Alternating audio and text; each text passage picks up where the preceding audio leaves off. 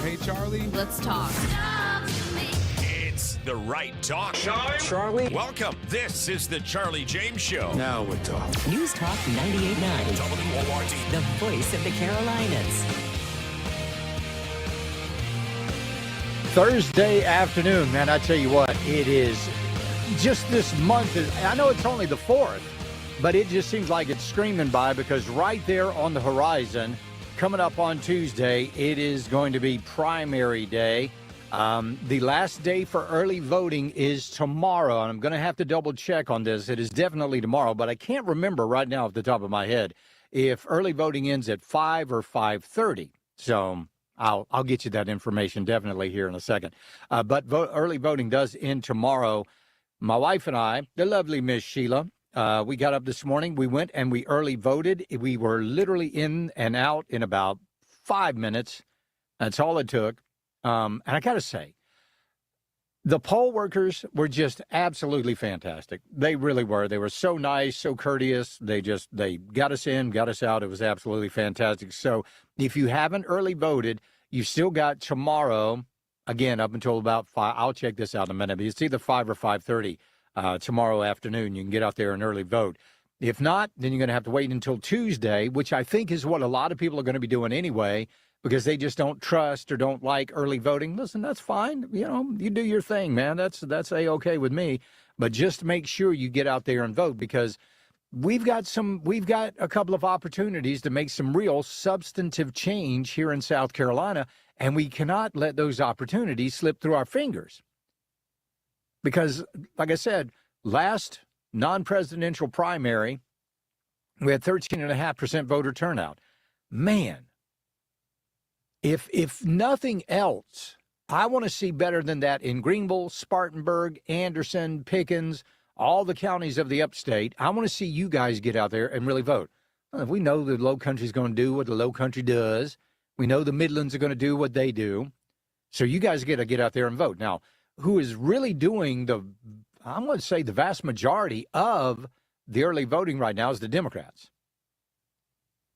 So, Charlie, where do you find out who you're voting for? Oh, it is so unbelievably easy. Here's what you do. You go to scvotes.gov. That's scvotes.gov. All right? It'll have a little thing there that says voters right up at the top, little blue bar at the top. It'll say voters. You go to voters, you scroll down, and it will say find my sample ballot. So you find your sample ballot, and it'll ask you a few questions like what county, your name, social security number, last 4 digits, yada, yada. And then you put that in, and it will bring up your sample ballots. So there you go. It's very easy to do, very easy to do. Hey, Charlie, I thought you would be playing in the BMW Pro-Am. Oh, I wish I did not get invited this year. I didn't get invited this year. I don't know. Maybe I made him mad. I don't know how I would have made him mad. Charlie, I know you've talked about it. The way the questions about closing the primary is so confusing. Please go over it again. All right, let me see if I can bring up my sample ballot here real quick, because you got to admit, that was a very complicated question on that. I mean, we know what it's about. We know what that's about. But it's just the way that it was worded that was just so, just weird, man. It really was. So if you go down, here's the question that's on the ballot. Should people have the right to register with the political party of their choice when they register to vote? Okay. My answer is yes. You absolutely should have the right to do that. That's just the way that's the way it should be. We've just had these open primaries for, so long, in fact, forever. People have been screaming about them for 19 years. And they have put this thing, I believe, if memory serves, this is the 5th time it's been on the ballot in recent memory. The 5th time. How many, and every single time it passes by about 85%. About 85% of the people. And by the way, just to let you know, this question is not going to shock you, But this question is only on the Republican ballot. I went and I looked at the Democrat ballot, and it's not on there. In fact, they have no questions on their ballot. So I voted yes for that today. The second question, should candidates for local school boards be able to run as a candidate of the political party of their choice, just like candidates for other elected offices? I said absolutely yes. Absolutely. I want to know if that school board, that person running for school board, I want to know if they're a Republican. I want to know if they're a Democrat. I want to know what they are, because that'll tell me a little bit more about their ideology, right? Should be. So those are the two questions that you are being asked on your ballot when you go an early vote and when you go to vote on Tuesday. Charlie, will this actually close them? No, here's the thing, though. Here's the thing. These are just questions. This isn't legislation. This isn't making law. This isn't making policy. This is just a question. It's just a poll question. That's all it is. Nothing more than that. It carries no weight whatsoever. None. A lot of people have been talking about polls lately. We've done a little poll here at WORD. We did one of our own between Alan Wilson, Nancy Mace, Pamela Avett, and Ralph Norman and Rom Reddy. Here are the results of the poll that we took. This is, of course, completely unscientific, but it is our poll, and we like it. Alan Wilson and Ralph Norman are both tied at 34%. Nancy Mace coming in at 11%. Pamela Avett coming in at 4%. And Rom Reddy coming in at 16%. And somebody asked me a question on the text line, and they were like, Charlie, how is Pamela Avett leading in some of these polls? Well, here's the thing, though. We got a big old state here in South Carolina. We got a big state. And a lot of those people around Columbia really like the status quo. They really like the establishment. A lot of those people down in the Low Country really like the establishment. There is definitely a boundary. There's absolutely a boundary here in South Carolina as far as the establishment is concerned. We absolutely have that. It's a dividing line. It really is. So I will just say, here in South Carolina, when you really look and you go down, you just go and you say, I would say it really starts, I don't know, and this isn't scientific again, but it starts from just below Greenwood, goes above Columbia, and then it kind of goes back down, sort of to Pawleys Island and Georgetown, maybe not really Georgetown, but down towards the Myrtle Beach. It does kind of an arc there. But even then, some of those folks over there in the eastern part of the state, I mean, they're pretty establishment themselves. So, but there is. I mean, we really, here in the upstate, we're the most anti-establishment group of all. Again, we just told you about that poll. Now, coming up on Tuesday night, I want to personally invite you this Tuesday night for the 2026 primary night ballot bash. That's brought to you by Gosling Electrical Service. It's going to be at the Foundry at Judson Mill in Greenville. Coming out, watch election night unfold right there as we make these decisions. Governor's candidates, we've got the Attorney General's race going on. Tara's going to be there. Bill Frady's going to be there. Joey Hudson's going to be there. I'm going to be there. All the 98.9 WRD team. It's a free event, open to the public. We're going to have food options and beverages available for purchase. Plenty of WRD prizes. We'd love to see you there at Judson Mill for our election night coverage. We'll be right back. It's the Charlie James Show. News Talk 98.9 WORD, the voice of the Carolinas. He's got a mic, a mission, and no time for nonsense. It's the Charlie James Show on News Talk 98.9 WORD, the voice of the Carolinas.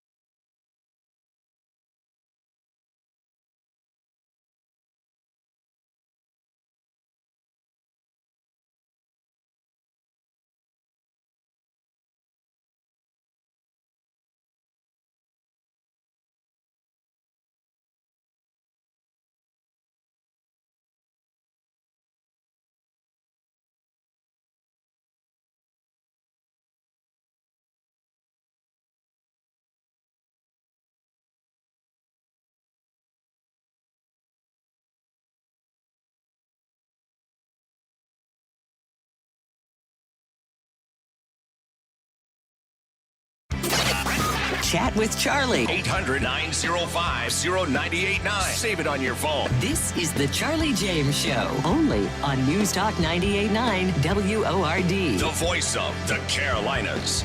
Well, State Senator Josh Kimbrell has suspended his run for governor. That happened last night. Apparently, he called Alan Wilson last night and offered him his full endorsement. So, again, State Senator Josh Kimbrell has dropped out of the race and is supporting Attorney General Alan Wilson. We'll talk a little bit about that illegal alien bust in Anderson coming up a little bit later on in the program. That was pretty big. But so we got all these people that are running for governor. We got all these, 3 guys running for Attorney General. We got, House seats all up for grabs. But I'll be honest with you. When you look at the difference between Republicans and Democrats, the division is stark.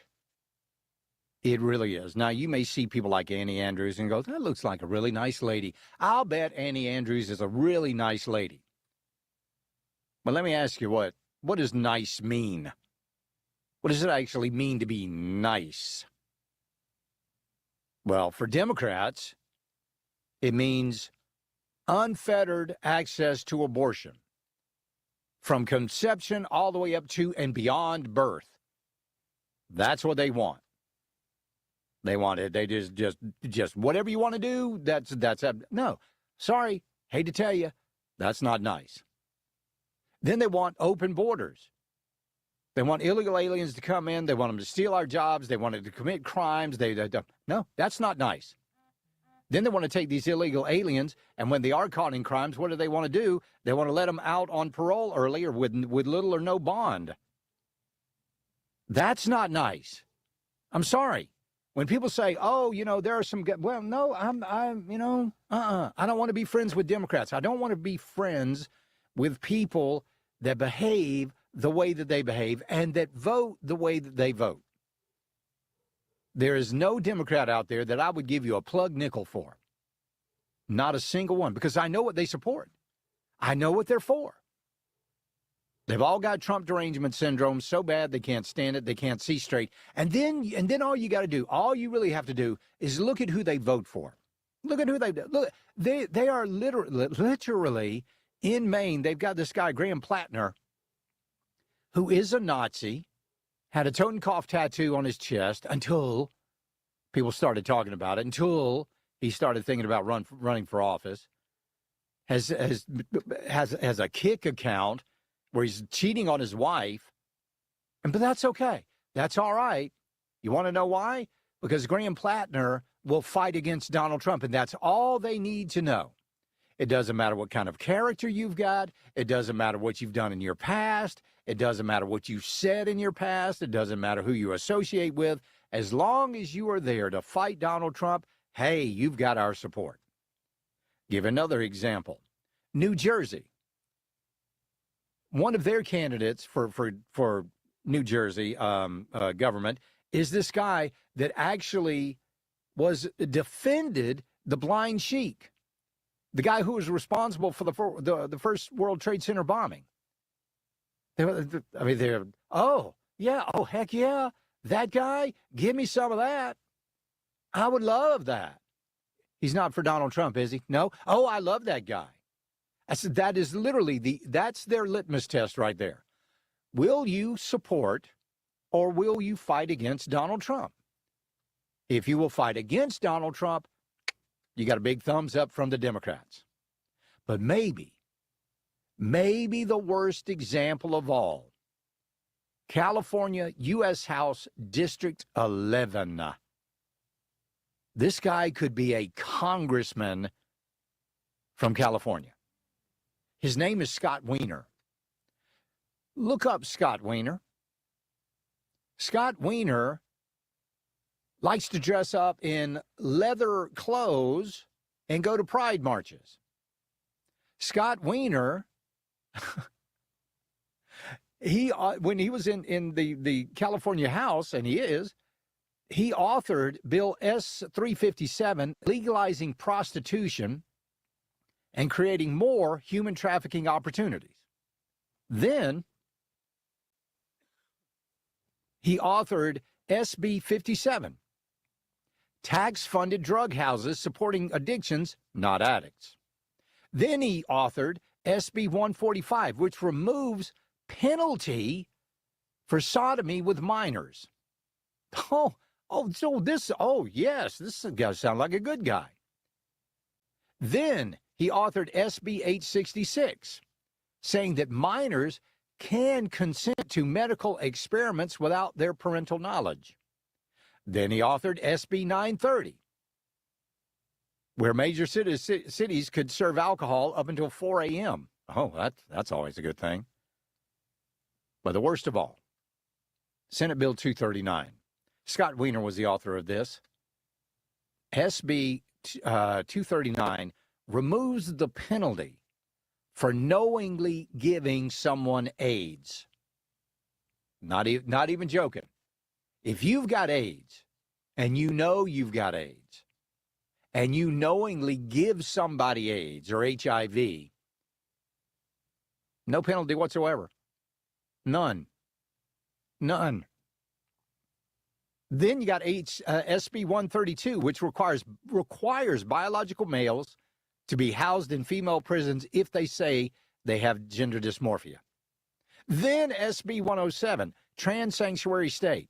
Children can claim abuse and enter California's foster care system from any state and given hormones, castrations, mastectomies, all at taxpayer expense. That, folks, literally, that's what the Democrats want. That's what the Democrats love. How could you vote for something like you are literally dancing with the devil? It is absolute pure evil. But if he says he's going to fight against Donald Trump, that's it. Oh, you pass. Good job. It doesn't matter. This guy, take away the penalties for committing sodomy on a minor? Well, he's got an agenda. He's got an absolute, it sounds like an agenda full of pedophilias to me is what it sounds like. That's what Scott Wiener is. And they voted for this guy. So when everybody wants to talk about, blah, blah, blah, blah, I don't want to hear it. That's the Democrat ideology. Or is it? Because there are a lot, I'm going to tell you, there's a new survey out that Democrats are very unhappy with the direction that their party is moving. Charlie, what is it with guys in the government named Weiner? Wasn't there one in New York a while back? Anthony Weiner. That's right, Anthony Weiner. Huma Abedin's husband at the time. Huma Abedin, who worked for Hillary Clinton at the time. Anthony Weiner was caught sexting a 14-year-old girl, went to jail for that. But while they were looking through Anthony Weiner's laptop for any sexting information with a 14-year-old girl, they came upon something interesting. They found classified documents from Hillary Clinton on Anthony Weiner's laptop. Anthony Weiner's laptop. But no, don't let that throw you. Nothing to see here. Everything's fine. He didn't even have security clearance for all of those. Hey, Charlie, did all of those bills by Weiner pass? I think the one about HIV definitely passed. I know that. Charlie, Annie Andrews is a Governor Scamberger clone. Isn't she, though? Looks like her, acts like her, most certainly thinks like her. When we get back, South Carolina is a Tom and Jerry state. I tell you what that means. It's the Charlie James Show. News Talk 98.9 WORD, the voice of the Carolinas. This is the Charlie James Show. The right talk. Now more than ever on News Talk 98.9 WORD. The voice of the Carolinas.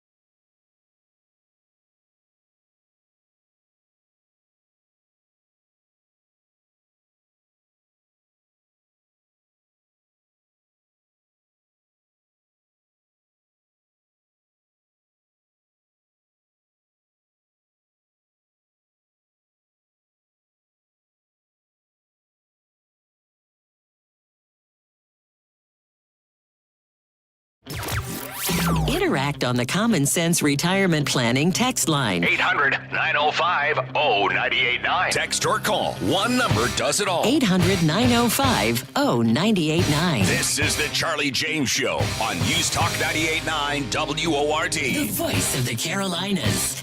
All right, early voting has been fairly successful here in South Carolina. The totals right now, absolute totals here, we got 235,778 people through yesterday. They don't have today's totals yet, but 235,778 people have voted. Anderson County, 6,899 people early voted. We can go down to Greenville. Let's see. Greenville County, 19,399 people have voted. Go to Pickens County. Let me see if I can find it here. 4,600. Spartanburg, 11,292. And you may be wondering how that breaks out with by political party. So far here in South Carolina, and this is through the second. It's a couple days old, but Democrats 132,000 and change. Republicans 74,809. Go down to Anderson.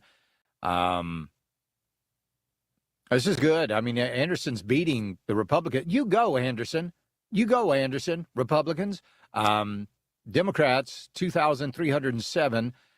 Republicans, 3,811. Go to, let me see what about Charleston? Ooh, oh boy. Charleston, 13,334. 13,348 Democrats, 4,838 Republicans. Let's go to Greenville County here. 9,609 Democrats have voted, 7,022 Republicans. And if we go down to Spartanburg, let's see. Spartanburg, good on you guys, too. 4,710 Democrats have voted, 5,085 Republicans have voted so far in early voting. But listen, this is no indication of how these things are going to go. I mean, I understand, but Republicans usually like to vote day of. We're just day of people. One of the big reasons that my wife and I early voted this morning was because I was like, man, Tuesday's probably going to be a real busy day. And I don't want anything to interfere with getting out there and making sure that voting is done. So we went ahead and did that this morning. But you see, we need voter turnout. It's got to happen. Absolutely. Because if we go and we get that 13.5% voter turnout, like I've been telling you in the last non-presidential primary, John, check that phone, please, then we're not going to have change here in South Carolina. We're not going to have change. Nothing changes with 13.5% voter turnout. So we are a Tom and Jerry state. You remember the old cartoon Tom and Jerry? You remember that. If Tom caught Jerry, show's over. If the coyote catches the roadrunner, the show's over. And that's the same thing we have here in South Carolina. If we get our roads fixed, if we actually get our roads and our bridges and our infrastructure, if we get those things fixed, guess what? These people literally have nothing to run on. What have they been telling you for, well, I know at least a decade and a half now, minimum. So if they do that, what do they have to run on? Absolutely nothing. Because they certainly can't run on their record. Pamela Evans said yesterday that South Carolina was the most successful Republican atmosphere, however she put it, the most successful. No. Oh, really? You're going to tell me we're better than Florida? No, not at all. I think Florida stands out as just the most successful conservative atmosphere in America right now. I mean, they even beat Texas. We have the most liberal state legislature, Republican state legislature in the country. Let's go to Gerald in Cowpens. Gerald, welcome. How are you? All right, man. Charlie, now, was there a candidate that you had to hold your nose for to cast a vote this morning? Not really. Not really. Okay. No. What's good? I was completely happy with everything that I did this morning. I appreciate it, Gerald, but I will tell you this.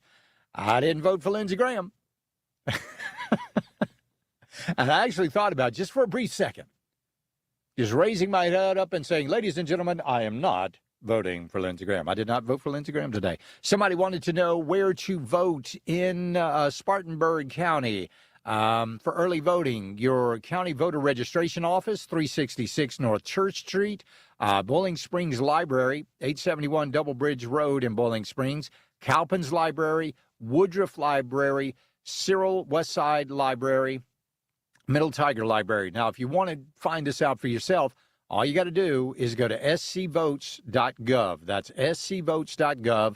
Look up early voting. It's right there at the top. Let me take this back a little bit so I can make sure everything is right. Yeah, it says voters. Go to voters. Click on that. Well, hover over that and then go down to early voting. When you take it down to early voting, it will give you all of the counties, and that will tell you where to early vote in those counties. So, but let's get back to this whole Tom and Jerry thing with our South Carolina state legislature. Because what they do is they are literally using the very same tactics that the Southern Poverty Law Center used.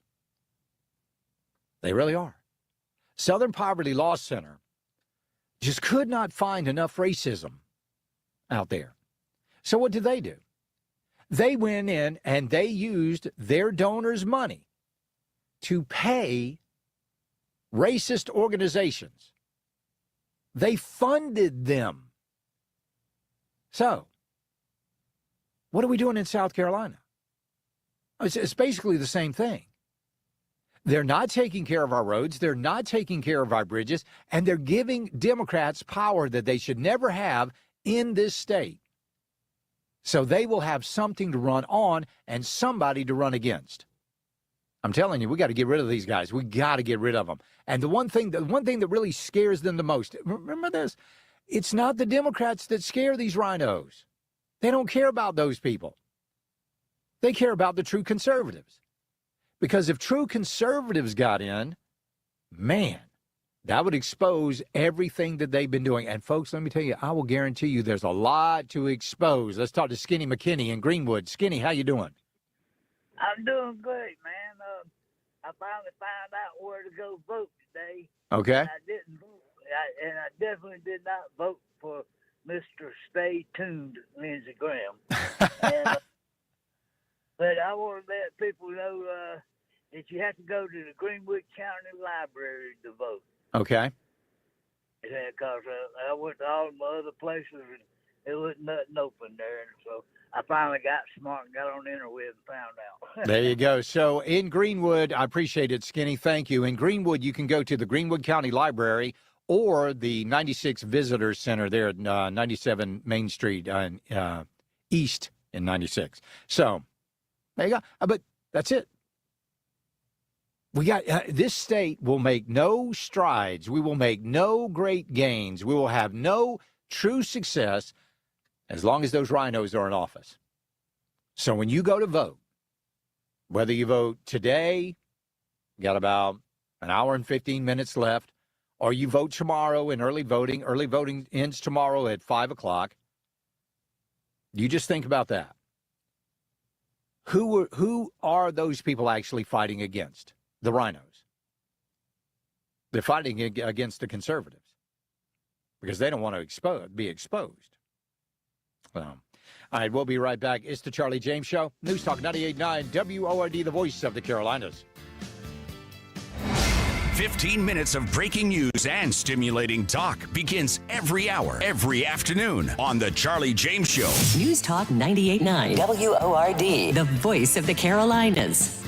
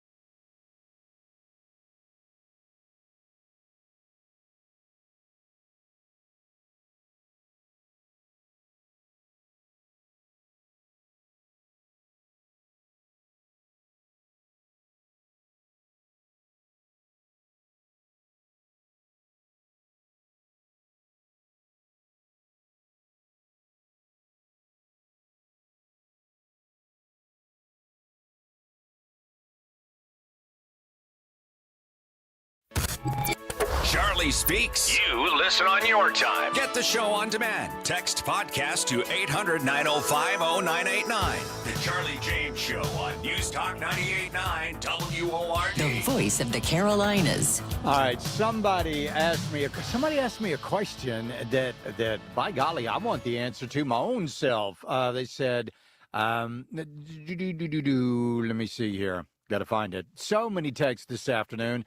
Charlie, is it? No, that's not it. Charlie, how many people have to vote to meet 13.5% voter turnout? Oh, that's a great question.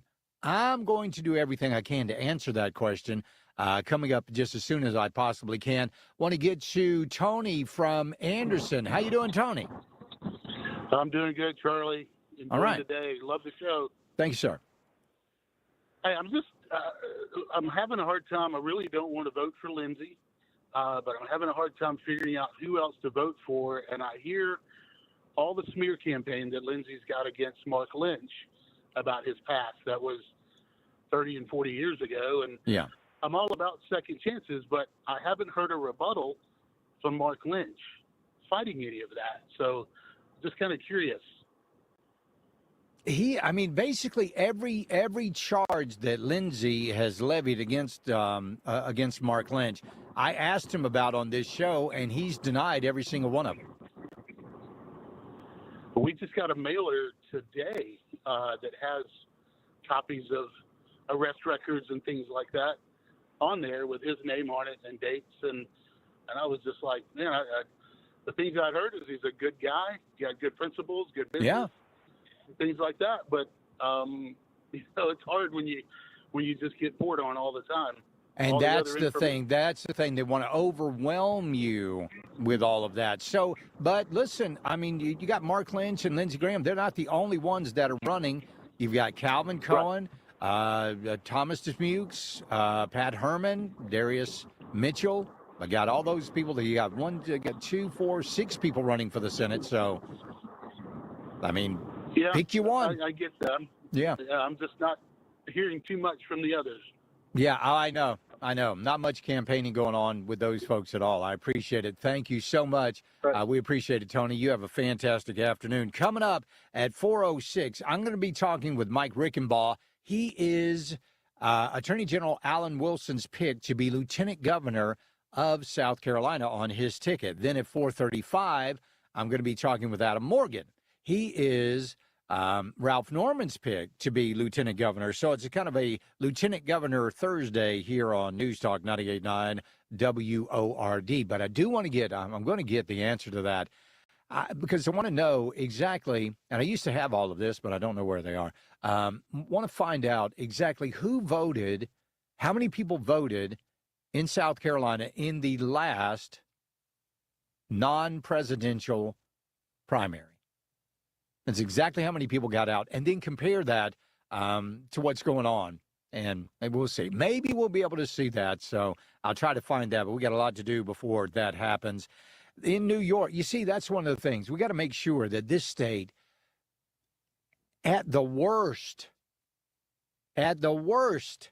stays like it is right now. And that's not exactly pristine. But we can't get worse than what we are right now. We cannot allow that to happen. In New York, oh my gosh, in New York, do you know what they've done? They have taken, in New York official documents, they have taken the word mother off of official documents. Yes, you heard me right. They're no longer using the term mother. You want to talk about a war on women that is going on right now. So now they want to replace the word mother with gestating parent. Not even joking about that. Gestating parent. Oh, you're not feeling good, little Tommy? Should we call your gestating parent? Should we let your gestating parent know that you're not feeling well? What in the that's and listen, when I talk about the difference between Republicans and Democrats, that's exactly what I'm pointing out here. Gestating parent? That's where we're going with this? The Democrats are nuts. They truly are. And they're getting worse. That's the problem. All these people in Congress and all these people, in Washington, people in Columbia, and they're like, oh, we need to work with the Democrats. No. Do not work with anybody who wants to use the term gestating parent instead of mother. That's how weird of an ideology these people have, that they cannot even use that basic term of mother. What are they going to call the dads? Sperm donors? Is that all it's going to be? Probably. All right, when we get back, we'll talk with Mike Rickenbaugh, candidate for lieutenant governor here in South Carolina. We'll be right back. It's the Charlie James Show. News Talk 98.9 WORD, the voice of the Carolinas. Not just chatter, local issues that matter. This is the Charlie James Show On News Talk 98.9 WORD. the voice of the Carolinas.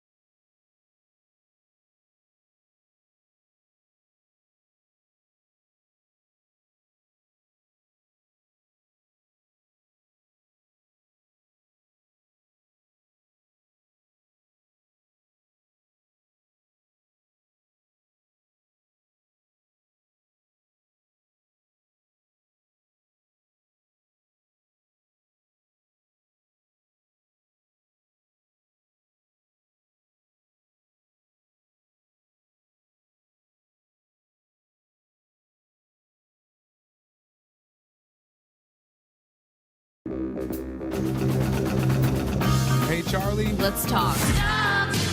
It's the right talk. Charlie. Welcome. This is the Charlie James Show. Now we're talking. News Talk 98.9. WORD. The voice of the Carolinas. Allegiance to the flag of the United States of America and to the republic for which it stands, one nation, under God, indivisible, with liberty and justice for all. Oh, beautiful for spacious skies, for amber waves of grain, for purple mountain majesties above the fruited plain. America, America, God shed his grace on thee and crown thy good with brotherhood from sea to shining sea. America is back. Yes, sir. We are getting there. Please welcome to the program, ladies and gentlemen, a man that is running for Lieutenant Governor of the state of South Carolina, and maybe even more importantly, the Florence Dancing with the Stars winner 2011, State Senator Mike Rickenbaugh. How are you, sir? I'm doing well, Charlie, but how in the world did you find that? Oh, we have our feelers out everywhere. You know, I'm looking at your all of your accomplishments here, Senator Rickenbaugh, and I'm telling you what, you are a very busy man. You make me feel lazy. How are you? I'm doing well, Charlie. You know, I'm very, very blessed. I'm able to do life now with my wife of 30 years, and we're blessed with the dealerships and being in the Senate.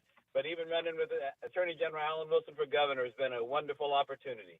So how did that come about? I mean, I know Alan Wilson has talked about you and he worked together on a couple of projects, and he was like, this is a guy that shares my values. What values are those that you share with Attorney General Alan Wilson?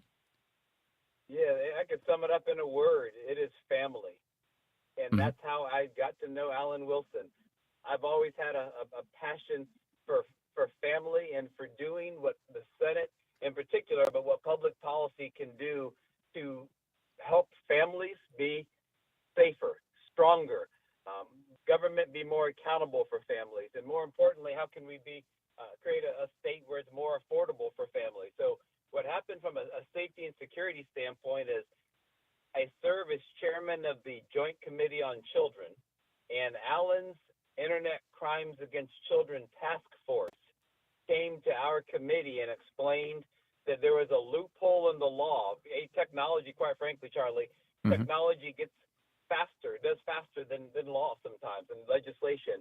And those who would exploit children, child exploitation, they were disseminating and producing child porn, but what they were saying in their defense is that it wasn't a real child, the image. It was an AI-generated morphed image where you take 1,000 images of children, run it through an algorithm, and it generates new children that are not real.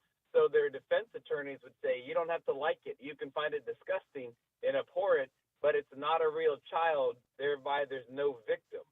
So we needed to create legislation, and thankfully we were able to create legislation that says if the image is designed to represent a real child and intended to be a real child, you could still be prosecuted.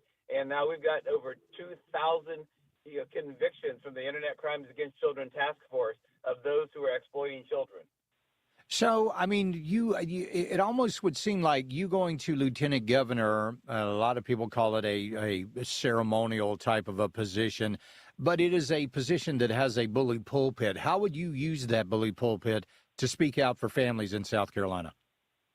A fantastic question, because chairing a Senate committee, I had to push back on Alan and say, Alan, explain to me why I would want to leave the Senate to be a ceremonial position. I don't want to just cut ribbons and give speeches and kiss babies. I want to do good for South Carolina families. And what he explained was, what's important to you? He asked me that question, and I said families. And that's how we developed the Families First Audit Initiative. Look, Sharice and I, my wife, we own 3 car dealerships in Florence and Hilton Head. I'm an accountant. I was an auditor. What I've done for so many years is run business by the numbers.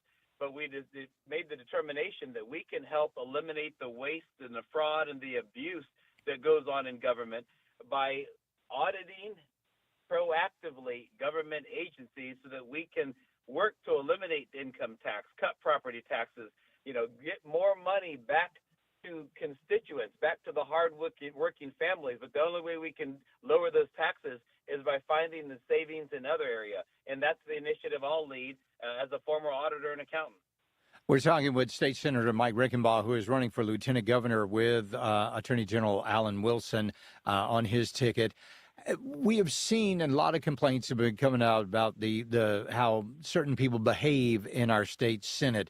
Have you been a big advocate for rooting out corruption and actually fighting for spending cuts in our state Senate? Well, the only way, the answer is yes, because the only way that we are going to still fund the core functions of government, but return to a place of tax reduction and elimination. You can't do both unless you find the savings elsewhere and attract additional investment. So we will be able to reduce our property tax and eliminate our income tax largely by finding the savings through the waste and the abuse. South Carolina is not immune from the kind of waste that goes on in liberal states like Minnesota.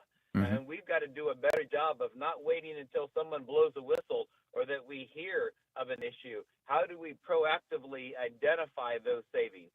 I've done it as an internal auditor across the world as an accountant. I've done it in our dealerships. We bought our first dealership, Charlie, in 2008. Couldn't find a worse time to buy a dealership. Yeah, that was the perfect timing. Yeah. Perfect timing. And the night you lay awake at night and wonder if you can make payroll, that helps you run a business by the numbers. But government can do a better job of running it by the numbers to figure out how do you spend less money and still fund the core functions of government. It's a necessity. It is absolutely a necessity. Now, everybody's talking about bringing, you said, investors into South Carolina, bringing businesses in South Carolina. How do we, first of all, how do we manage growth in South Carolina? And how do we attract these businesses without interfering with the livability of South Carolina? Boy, that's a great question. And you'll get different answers based upon where folks live. We were in York County today, Alan and I, and we were doing a campaign stop up there. The folks in Fort Mill, they've about had it. They've said, one guy said they're full as a tick on a book deer. So how do we address growth in areas like York County and Charleston County and Horry County? I think part of the answer is we need to attract that growth and that investment in our more rural areas. Like, I'm unashamedly a fan of Florence County and the PD. But when you look at counties like Dillon and Marion and Marlborough and Chesterfield, and they're not the only ones. We were in Chester County today and Lancaster County. They do want more growth in our rural counties. Yeah. So I think the answer is going to be we do want the growth, but how do we funnel it to the counties that are raising their hands for it? Yeah, I would imagine someplace like maybe Allendale County, they would love to get some industry there, right? Yeah. Allendale County, Bamberg County, yeah. Hampton County, they'll do cartwheels to get Absolutely. investment. Yep. So, all right, the State Senator Mike Rickenbaugh, it's a pleasure talking to you this afternoon. Everybody's going to the polls, either early voting or they're going to be showing up on Tuesday. Give us a really good elevator pitch about why they should vote for yourself and Alan Wilson to be governor and lieutenant governor. The only person I would leave the state Senate, where I chair a committee that does good legislation for children, is to work with a man who is more than a 30-year combat veteran, more than the state's chief prosecutor for 15 years, more than the Eagle Scout who's always put service first. He's a man that his actions speak louder than his words. Service for our families, service for our communities is the North Star of Alan Wilson. Vote for Alan Wilson on June 9th because his actions speak louder than his words. All right, State Senator Mike Rickenbaugh, pleasure talking to you this afternoon. Best of luck on Tuesday. We appreciate it. Thank you, Charlie. Have a great day. Take care. We'll be right back. It's the Charlie James Show. News Talk 98.9 WORD, the voice of the Carolinas. 15 minutes of breaking news and stimulating talk begins every hour, every afternoon on The Charlie James Show. News Talk 98.9 WORD. The voice of the Carolinas.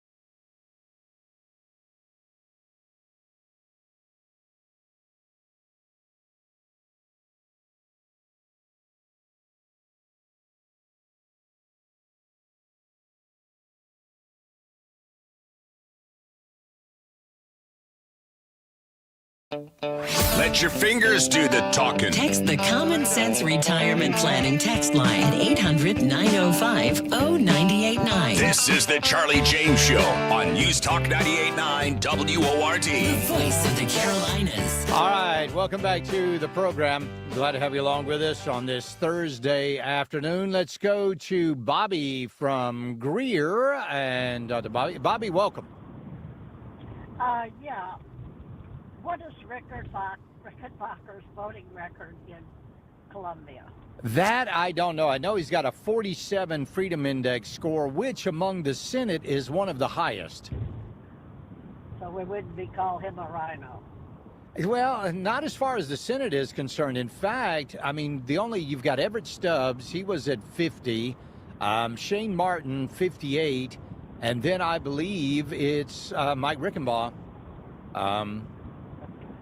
with the third highest. I've heard some negative things about Allen, and I thought, I wasn't sure about that combination. So, but I'll research it some more then. All right. All right. Thank you. I appreciate it. Thank you very much. We appreciate it. So this morning, as I was going to early vote, I was listening to Tara, and she had Stephen Goldfinch on, and there was something that I noticed, and this is my biggest fear about the Attorney General's race. So here's what you got. You got David Pascoe, former Democrat his whole life, campaigned Obama, Biden, Todd Rutherford, all these people said Jim Clyburn was the godfather of South Carolina politics. Now, all of a sudden, he's going to say that he's a Republican, he's a conservative, and he's going to go fight corruption. Okay. All right. So you got that over there. Now, let's put that there for a second. Then you've got Goldfinch, who was on with Tara this morning, and she was asking him some really good questions, but I wasn't getting some really good answers from him. So I'm going to tell you literally what my concern is. These are my concerns. All right. I am worried that David Pascoe is going to go to Colombia and he is going to look for corruption. But who is he going to look at for the corruption? Is he going to look at the people that we know, obviously, and assume every single day are corrupt? Or is he going to go after other groups of people? Remember the last time, and he claims, all of this, that the Supreme Court said he couldn't go after Democrats. What? I'm sorry, you were the special prosecutor. I thought you had carte blanche. You could go after who you wanted to go after, but he only went after Republicans. That's my fear, that he's going to go to Colombia and only go after Republicans. My other fear is, with Stephen Goldfinch, he's going to go to Colombia to protect the establishment. That I'm seriously afraid of that, because Tara asked him this morning about this, all of these litigation retention agreements, the LRAs, with like Merle Smith and all of these people. Merle Smith's firm received over $2.1 million from the state government over 3 years. And he held budget authority over it. So you've got the SCAG office. They paid him $2.1 million over 3 years, and Merle Smith has budget authority over the SCAG. I mean, and what did Goldfinch say today? He said, well, the best disinfectant is transparency. And if the voters don't like it, well, they can do something. But that takes 4 years. That takes 4 years to do. People will forget by then. So then you've got Ways and Means Chairman Bruce Bannister. His firm collected over $541,000 over 2 years from the LRA, while his committee wrote the AG's budget. Now the AG's budget is looking at an 11.9% increase in appropriations of general funds, excluding federal dollars, over the previous year. See, that's the way we do business here in South Carolina. Just is creepy. And it is custom made for stuff like this to happen. I don't believe a member, and what did Goldfinch say this morning? He was like, well, what if we just have a lawyer that specializes in something that nobody else specializes in? Excuse me? Well, I'm sorry, what did you say? That just didn't make sense to me. You're going to tell me we've got these lawyer legislators in Columbia that are uniquely qualified for whatever case they're... No, there's plenty of them all over the state. Here in South Carolina, lawyers make up 0.001% of our population. 0.001%. But they make up over 30% of our state legislature. I don't like that. I don't like that a bit. When we get back, we'll talk with another lieutenant governor candidate. Adam Morgan will join us coming up next. This is the Charlie James Show. News Talk 98.9 WORD, the voice of the Carolinas.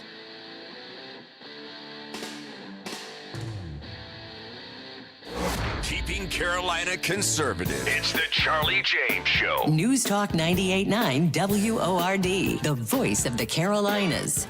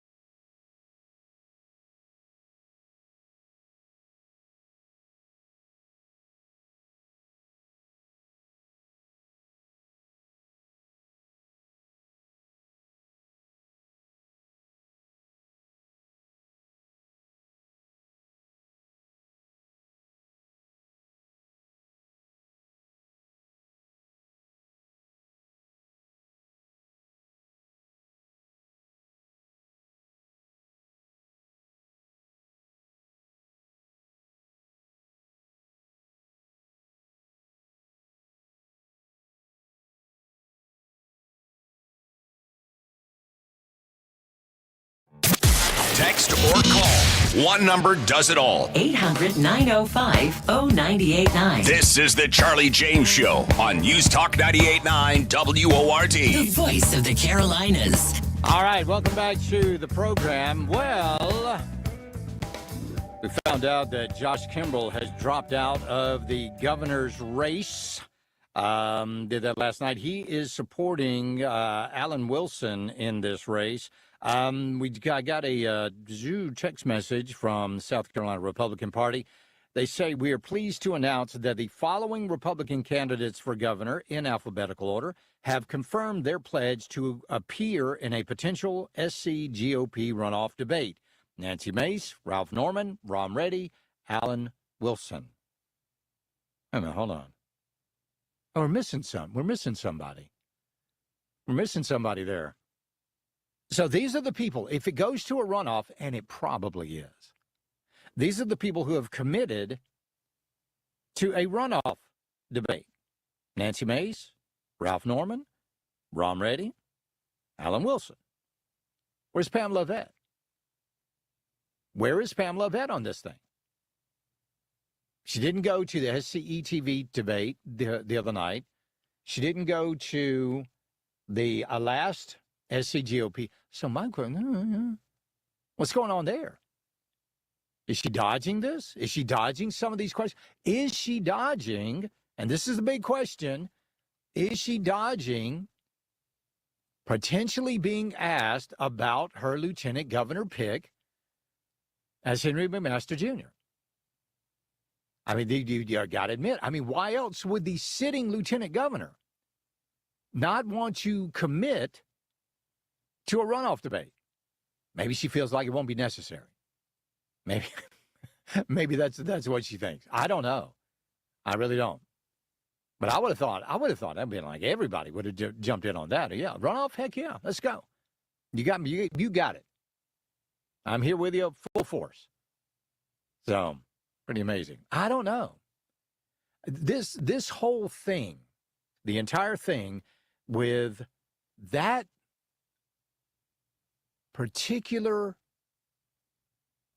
circumstance, when Donald Trump revealed in his endorsement of Pam, I mean, this is a woman that's endorsed by President Trump. You would have thought she would have participated or been, very willing to participate in the runoff debate. So, 800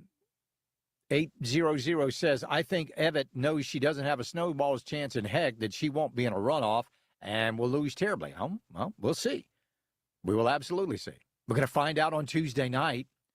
That's going to be a lot of fun. We're going to be out at the Foundry at Judson Mill. We're going to have our 2026 primary night ballot bash. Brought to you by Gosling Electrical Service. Going to be at the Foundry at Judson Mill. Want you to come on out there. I'll just let you know. I'm going to be just a couple minutes late to the event because I got to do this show. Once the show's over, I'm going to jump in. Sheila and I are going to head on over to the Foundry at Judson Mill, and we will be there for all of the coverage as those election results come in. And they're going to be coming in fast and furious. It's going to take them, usually I've found out it takes about 30, 45 minutes. And then once that happens, boom, the floodgates open, and these things are going to come in. So we're going to be out there till about 10 o'clock on Tuesday night. If you are looking for a place to come and just enjoy yourself, have a good time, meet all the staff here at WORD, I'll be there. Tara's going to be there. Joey will be there. Frady's going to be there. We're all going to be there. We would love to see you anytime we get a chance to get together with you guys. We really do. We absolutely love it. So looking forward to seeing you guys out there coming up on Tuesday night. But again, Donald Trump kind of threw the cat among the pigeons, as they say, when he revealed that she was going to pick Henry McMaster Jr. for her running mate. I don't think, and I've heard a lot of kind of speculation about this. Some people say this was a jab. This was a jab, not only to Pamela Vett, but also to Henry McMaster. Because Donald Trump wanted redistricting here in South Carolina. That should have been a no-brainer. Absolute no-brainer. Ralph Norman called for it months ago. Freedom Caucus called for it back in January. They actually had a bill that would redistrict South Carolina. Of course, the rhinos in our state legislature, they said, no, we don't want to do that. Governor Henry McMaster at the time said he didn't see it. He didn't see a need for it. He didn't say, well, because, his buddy Shane Massey, they probably got together and said, we don't need it. Oh, I don't think, Shane, do you think we ought to do some redistricting? Peggy, Shane says we shouldn't do the redistricting. So I think because Henry McMaster failed to deliver for President Trump, he threw that jab out there. And just threw that hanging jab at Pamela Vett. Could be. Because the deal was, and now they're denying it. Now they're denying the whole thing even, they don't even know where it came from. Well, it came from the president. I mean, this isn't something that just, popped up out of the blue. I mean, this is the president of the United States in giving you his endorsement. Said, well, listen to this. This is Pamela Evette and Henry McMaster at an event, at one of the Pamela Evette's event the other night. Let's take a little listen to this. Here we go. Hold on. Well, as far as the running mate question, obviously the president, name-checked him, in the endorsement the other day. You obviously haven't acknowledged that yet or, said that you had a running mate. How did his name get mentioned in that post as your running mate? Well, I don't know. I mean, I don't question the president. He called me before I saw anything drop, but he was very positive. He told me he picked me because I've been with him from the beginning. I was a true conservative. I would bring the American First agenda. You all read the tweet. It was very humbling to have those kind of words come from him. And he's very politically astute, but I have said since the beginning of this race that I was going to win the primary, and then I would worry about everything that comes after, and I haven't changed my position. All right, so that's Pamela Vett. So, and by the way, she picked up a little bit of a Southern accent on that one. I want to thank Nick Reynolds for that audio. We appreciate that, Nick. We'll be right back. It's the Charlie James Show. News Talk 98.9 WORD, the voice of the Carolinas. Hey, it's Tara. I do the homework and give you the facts every morning starting at 6 on The Tara Show, only on News Talk 98.9 WORD, the voice of the Carolinas.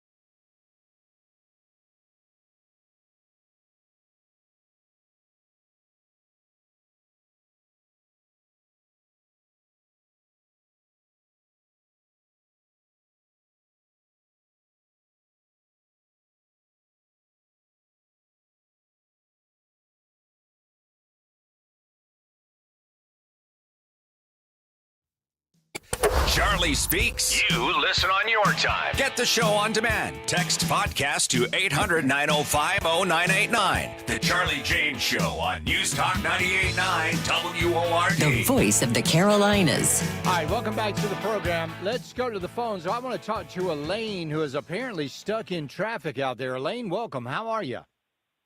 I'm fine. How are you? I'm doing great. What's going on out there on 123? When I was coming from Easley on 123 into Greenville on that side, just past the Judson and then the St. Francis Hospital thing, got across, and the traffic is backed up because of power lines or lines down across the road on the outbound side going out of Greenville. It's backed up all the way around, almost to the wellness place. Oh, my goodness. Yeah, It's I mean, bad. is it a lot of traffic right now? Yes. All right. So, Elaine, well, you be patient out there. We appreciate it. We'll get our folks in the news on that one. 800-9050-989. That's the Common Sense. Well, I'm sorry. That's the WRD talk line. Also, the Common Sense Retirement Planning text line. Let's go to Bill in Liberty and see what's on his mind. Bill, welcome. Oh, Charlie. Playing clips of that great conservative Pamela Yvette. Yes. Oh, reminds me of another heavily conservative runner for governor we had, Nikki Haley. Yeah. Ring a bell? Yeah. Oh, Tea Partier. Oh, and wasn't she endorsed by a former governor also? Little interesting. Yeah, well, you know, here's a weird thing, though. Remember when Nikki Haley said that, what was it? She was here in the upstate at a big thing here in the upstate with Hillary Clinton, and that's what made her decide to get into politics. Oh, of course. So Hillary Clinton was the reason Nikki Haley got into politics. That ought to tell you something. Hillary couldn't convince Bill to stay at home. I don't think she could push that button. No. You're right about that.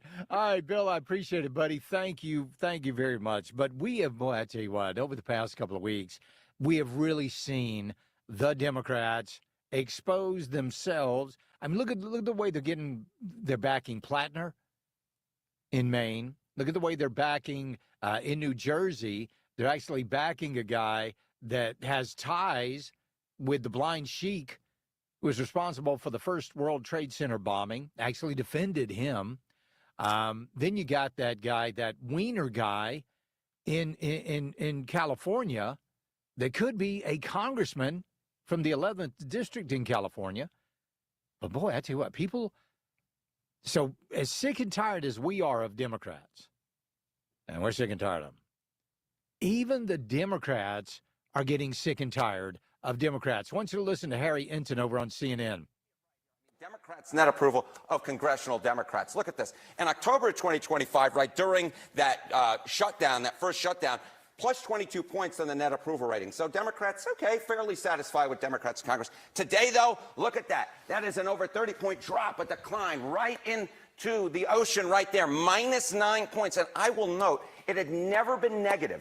Democrats had always had a positive net approval rating of their own party in Congress in every Congress before this one. But now what we're seeing is consistent numbers across the board where Democrats are underwater, congressional Democrats are underwater with their own party. And that's why I think these primaries are going to be so interesting, because they're going to tell us, okay, which way do Democrats want their party to go? But How that's upset the question. Are there signs of that this reflects we want you to be more left or more center or more right? Yeah, this is the big problem, which is Democrats aren't sure what direction they want their party to go. Democrats want their party to move left, 28%. Not move at all, 18%. Move center, 47%. This is a party divided where they're not actually giving a clear message of where they want their party to go.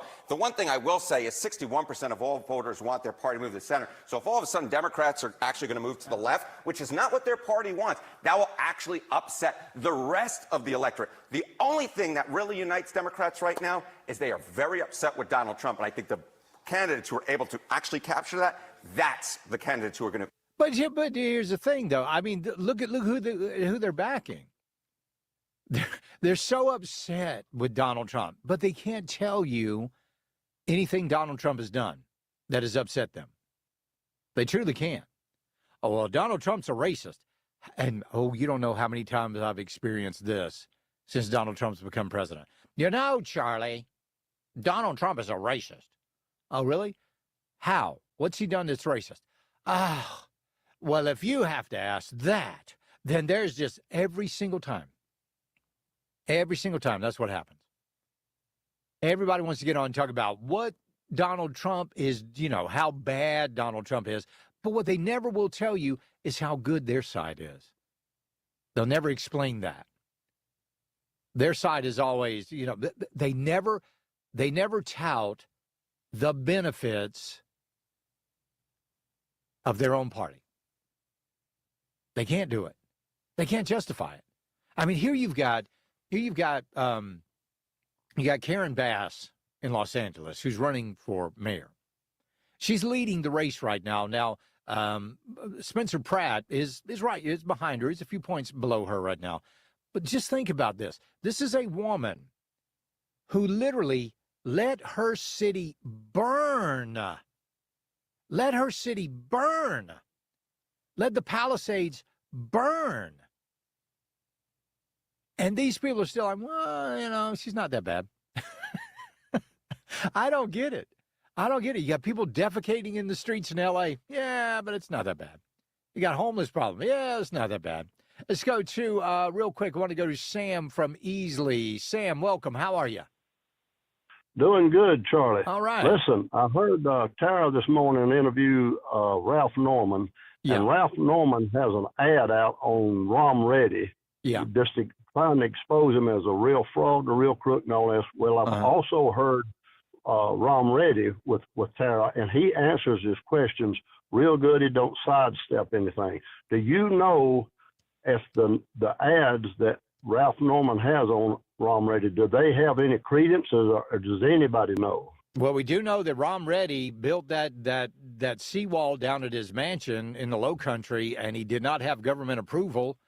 And they were, trying to keep people from going in front of his property there. So that was actually a pretty darn big controversy with Rom Reddy before he jumped into this race. I appreciate it, Sam. Got to hit a break here. It's the Charlie James Show. News Talk 98.9 WORD, the voice of the Carolinas. Grit, truth, and a whole lot of common sense. It's the Charlie James Show on News Talk 98.9 WORD, the voice of the Carolinas.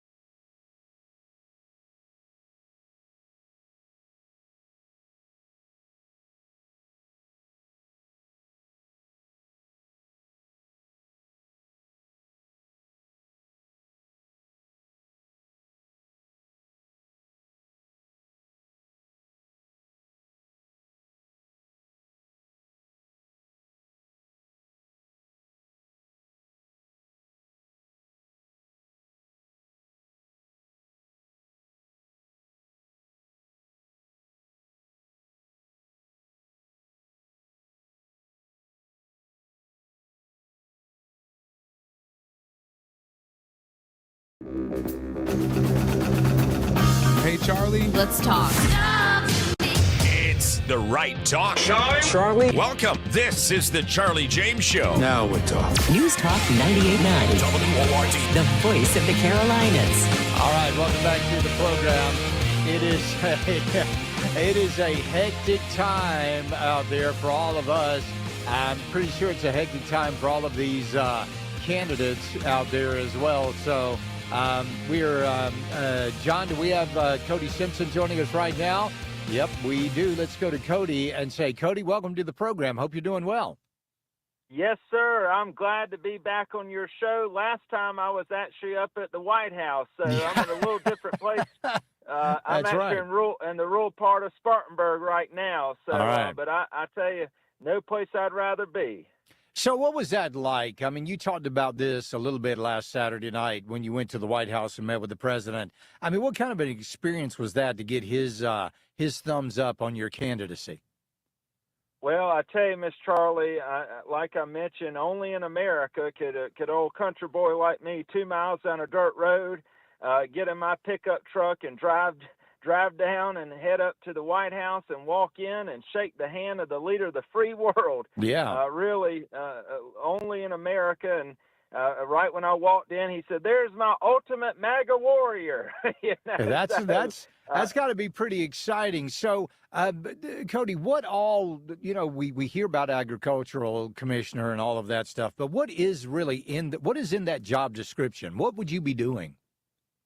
Well, I tell people often that, especially on the regulatory front, if you eat or drink it, the department regulates it.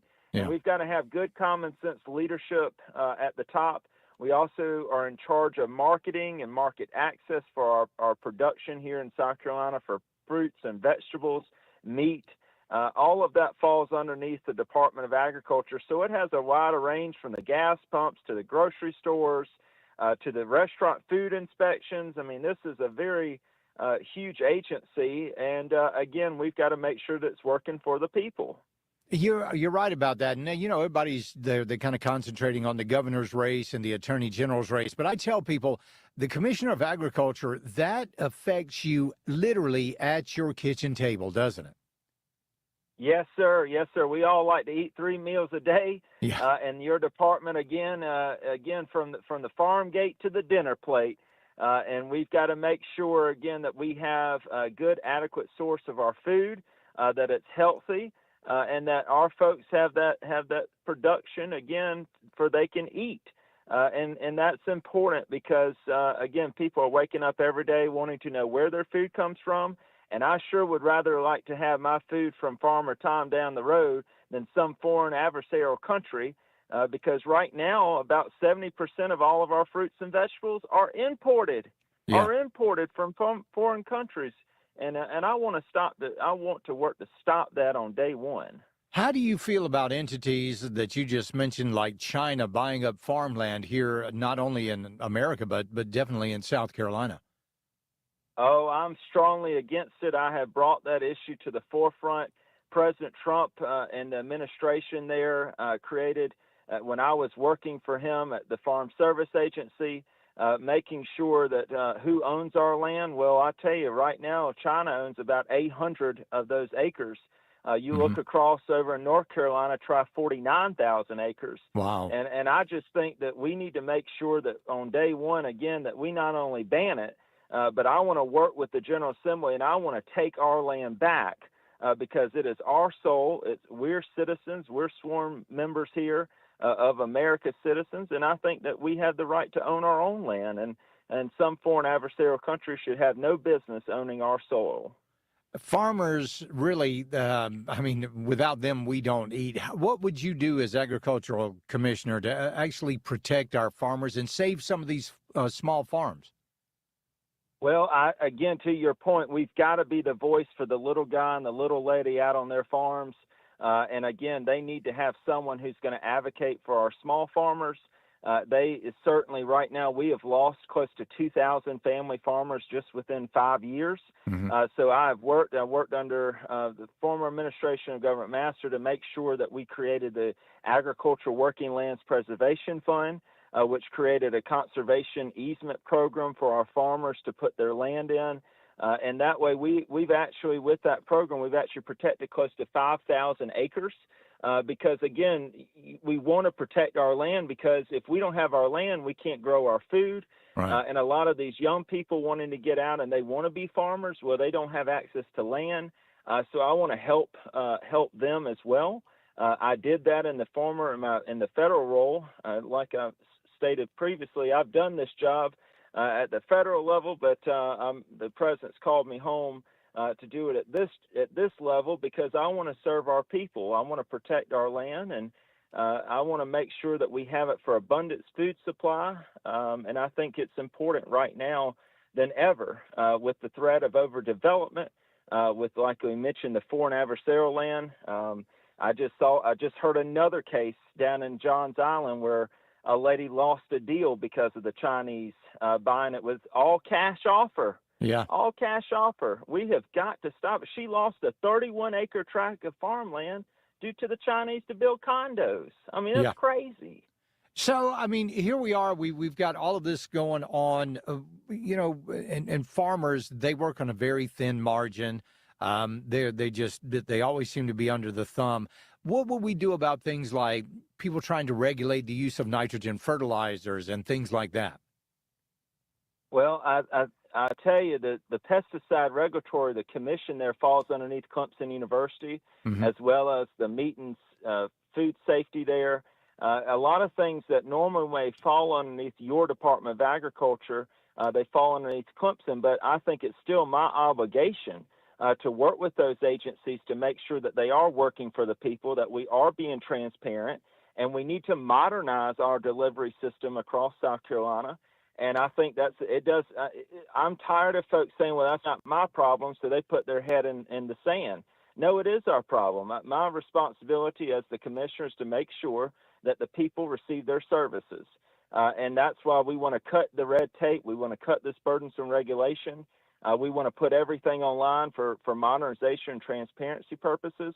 And I think that people need to know, again, for food safety inspections, for labeling, everything, all of that falls underneath the Department of Agriculture. And if you're going to put the label of organic on your crops, then you need to make sure that it actually is organic. Yeah. Because some of these countries that ship in their fruit, we don't know. They put organic on there, but we don't know whether it was tested, inspected. We got to do a better job and monitor that for our people, because folks want to, especially for their children, they want to know that their meat came from down the road instead of some meat that was remanufactured and repackaged and put product of USA from Brazil, like President Biden was allowing to happen. And so we are not going to allow that at your department. That's for sure. You know, you mentioned all of these things that are using up farmland. What about data centers? What about solar panel farms? I mean, those things are eating away at our farmland. What can we do about that? Well, I tell you, I don't, the solar operations, I don't call them solar farms because they're not a thing that grows out there. Yeah. But I'm against any of our ag use land being used for solar, for this data centers. Again, we've got to make sure that we have enough land. We have lost close to 300,000 acres since 2002 already. We cannot afford to lose more land in South Carolina due to, unfortunately, the solar. And also the solar is actually linked back to China. These solar panels are made in China. And if not, look at the ones that they tried to build over in York County with Silfab. I mean, that is a disaster too. But I just tell you, we have got to do all we can to protect our land. But in order for people to not want to sell it, we've got to make it more profitable. We want to keep our farms, and right now our farmers need that. They need that access to more revenue, whether that be ag tourism, whether that be new crops that we introduce, or whether we help them expand their operations with meat processing. But I do think that, again, we've got to be more careful, because if we keep paving over paradise, we're not even going to be able to simply eat. And so we've got to do all we can to protect our resources that God has given us. And I think right now, more than ever, with all of the folks moving in here, We have actually increased our population size, and we're projected even more. We've got to have a better plan development because, if Lord knows if something breaks out, we've got to have our land to feed ourselves. Yeah, and you're exactly right. I'm afraid of that right now. If something were, we wouldn't have the land to do it. Yep. Cody Simpson is running for Agricultural Commissioner. Cody, we appreciate you being on the program. Best of luck on Tuesday. Thank you, sir.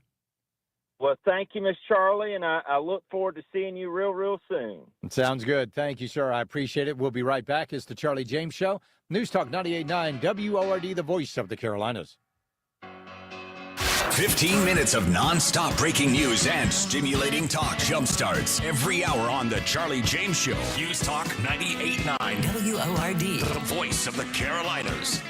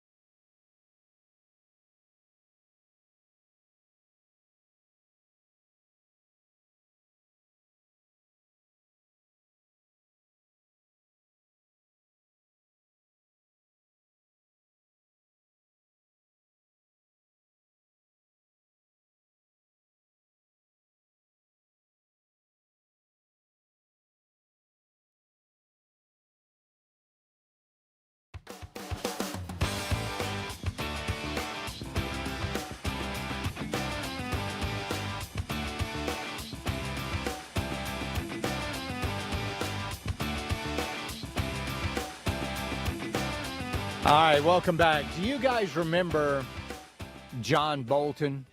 Do you remember John Bolton, former Trump national security advisor, guy with the mustache? All of a sudden decided that he didn't like Donald Trump anymore, so he turned against him. And he went on just about every news show he could to slam President Trump. And so I think a lot of these documents he may have just thought were cool. A lot of them he thought might be souvenirs. A lot of them he thought might be useful to him later. I can't answer the question until I see the document. But, well, there are a lot of theories that he could use it as information against his enemies, that he could give it to people in exchange for favors. We don't know. And frankly, I don't think speculating about the reasons is all that helpful. The simple fact he had the documents, for any reason or no reason, should subject him to prosecution. Ah, interesting.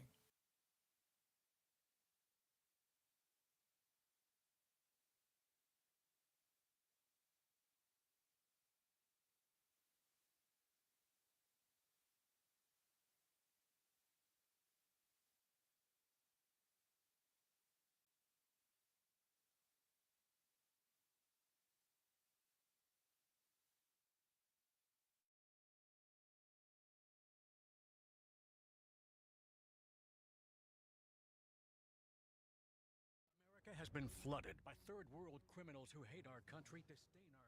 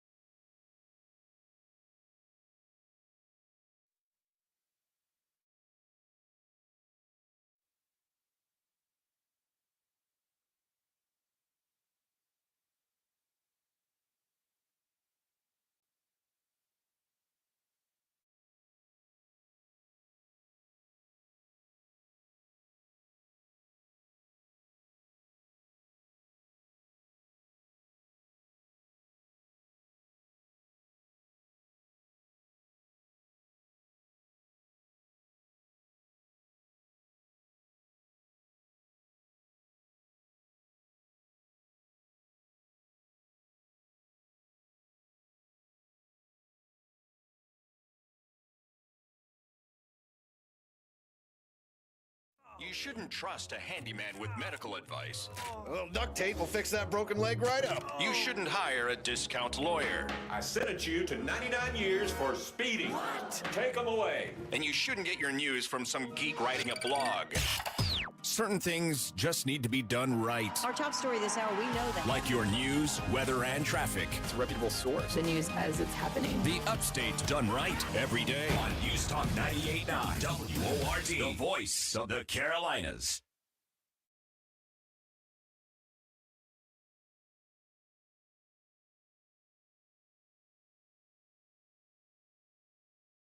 What this summer will bring. A normal summer. People want to get back to those outdoor activities. Means we can expect normal summer weather, too. Storms are rapidly developing. When severe weather hits, count on News Talk 98.9 WORD. the Carolinas Severe Weather Station.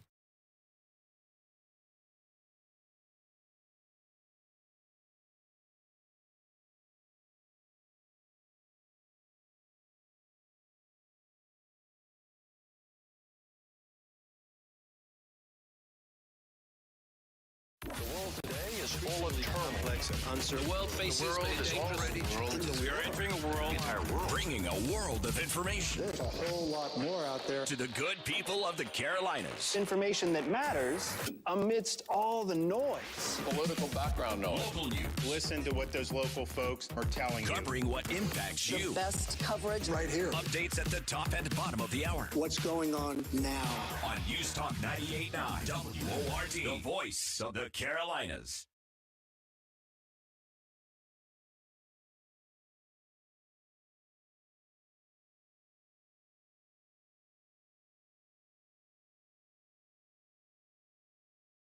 The votes will soon be in. The pressure is on. Join News Talk 98.9 WORD live for the Decision Night Ballot Bash, powered by Gosling Electrical Service. Tara, Bill Frady, Charlie James, and Joey Hudson will be live Tuesday night, June 9th from 7 to 10 p.m. at the Foundry at Judson Mill in Greenville. As the returns roll in, the WORD team breaks down every major race, every surprise, and every headline as it happens. The Ballot Bash. Special thanks to the Greenville 4th District Republican Club. Only on News Talk 98.9 WORD.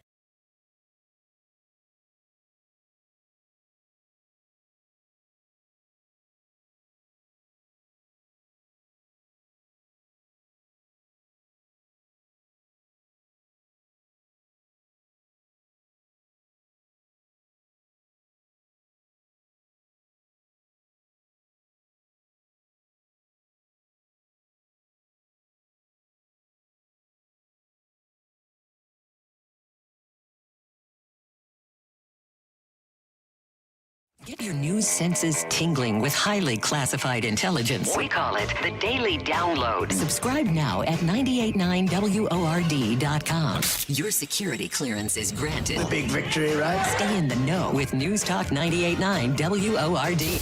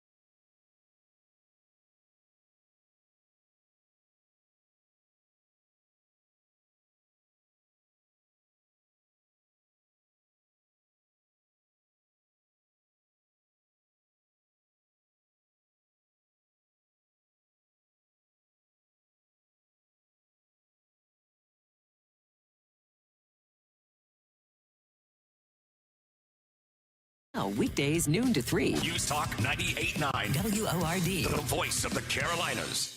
The votes will soon be in. The pressure is on. Join News Talk 98.9 WORD live for the Decision Night Ballot Bash, powered by Gosling Electrical Service. Tara, Bill Frady, Charlie James, and Joey Hudson will be live Tuesday night, June 9th from 7 to 10 p.m. at the Foundry at Judson Mill in Greenville. As the returns roll in, the WORD team breaks down every major race, every surprise, and every headline as it happens. The Ballot Bash. Special thanks to the Greenville 4th District Republican Club. Only on News Talk 98.9 WORD. A lot can happen in a day. Voting has begun. It is time to conclude the matter. Miss an hour? Neither my conscience nor my common sense will allow me to stop an election that is already underway. Miss a lot? The irony is they're protesting the chaos that they themselves have created. Stay up to the minutes. Last night was incredible. Not only Texas, but so many other places. News Talk 98.9. Decisions over life and death must be made by humans and not machines. News Talk 98.9 WORD. The voice of the Carolinas. This is Mark Levin. The Democrats want a population that is dumbed down. They want a population that doesn't speak English. They want a population that hates us, meaning the country, that will not assimilate. They want a population that believes they have a right to whatever they want. The Democrat Party is not really an American political party. It's very much an alien, a foreign political party. Join me tonight at 7 following Charlie James for The Mark Levin Show, a News Talk 98.9 WORD, the voice of the Carolinas. The votes will soon be in. The pressure is on. Join News Talk 98.9 WORD live for the Decision Night Ballot Bash, powered by Gosling Electrical Service. Tara, Bill Frady, Charlie James, and Joey Hudson will be live Tuesday night, June 9th from 7 to 10 p.m. at the Foundry at Judson Mill in Greenville. As the returns roll in, the WORD team breaks down every major race, every surprise, and every headline as it happens. The Ballot Bash. Special thanks to the Greenville 4th District Republican Club. Only on News Talk 98.9 WORD. What the summer will bring. A normal summer. People want to get back to those outdoor activities. Means we can expect normal summer weather, too. Storms are rapidly developing. When severe weather hits, count on News Talk 98.9 WORD. the Carolinas Severe Weather Station. At News Talk 98.9 WORD, we're on high alert. No other military on earth could have done it. For new developments whenever news breaks. Whatever happens next, you'll hear it here. Monumental win for the United States. Depend on News Talk 98.9 WORD, the voice of the Carolinas.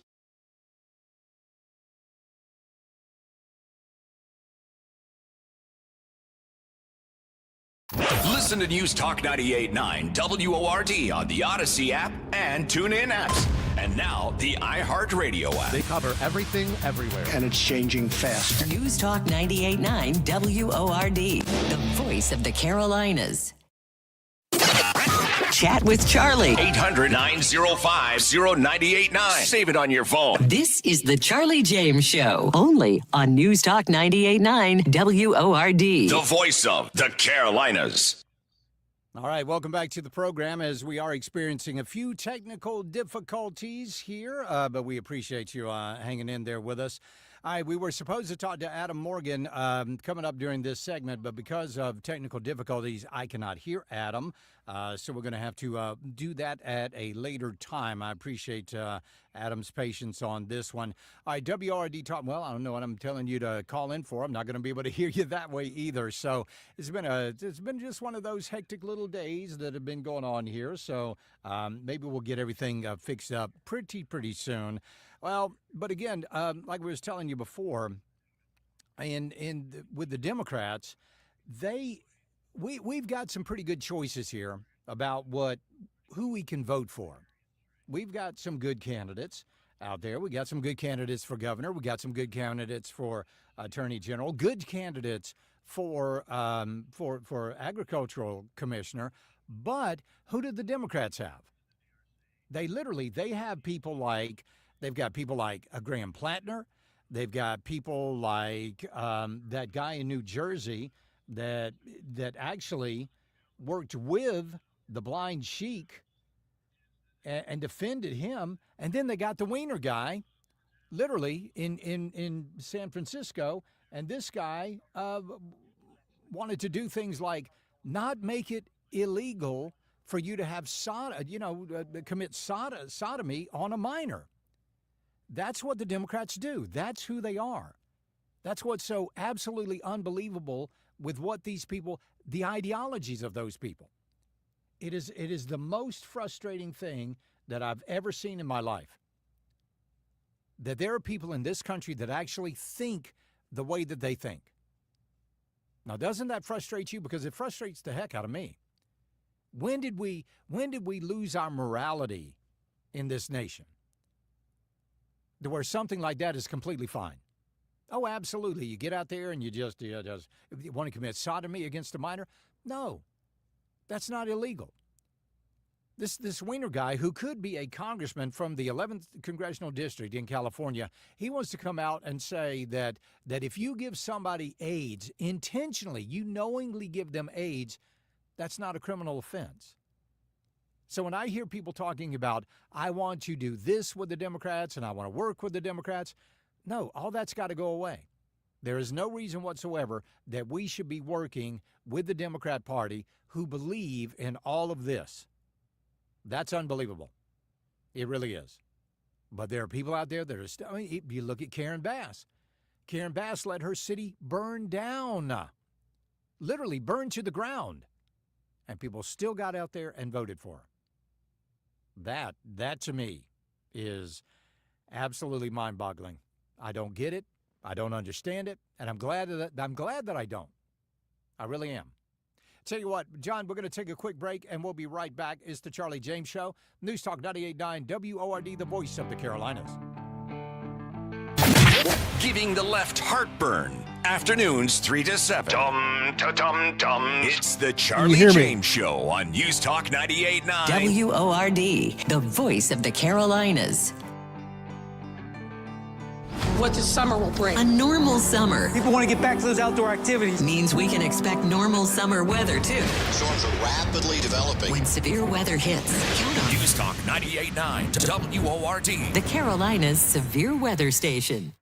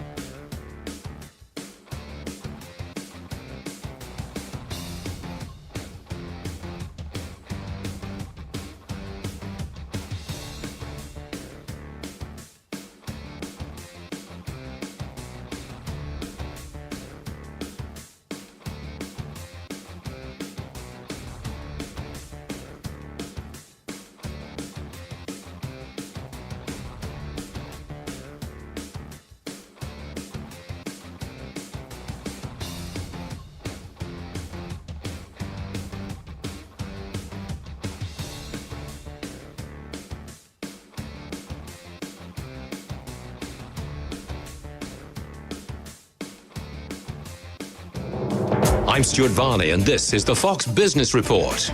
A mixed session on Wall Street Thursday. The Dow skyrocketing 875 points, S&P gaining 31, NASDAQ losing 23.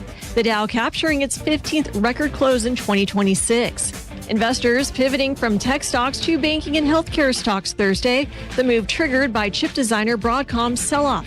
Other big tech losers Thursday include Ciena, ARM Holdings, and Micron Technology. Blackstone stock jumping Thursday. It's still down 20% this year. Investors withdrawing more money from Blackstone's BCRED. The Wall Street Journal reports investors asked to take out 10% of their shares. The world's biggest private credit fund is now limiting withdrawals to 5%. Other Wall Street winners Thursday, Humana, United Health, and Robinhood. And that's your Fox Business Report. I'm Laura Cantor, invested in you.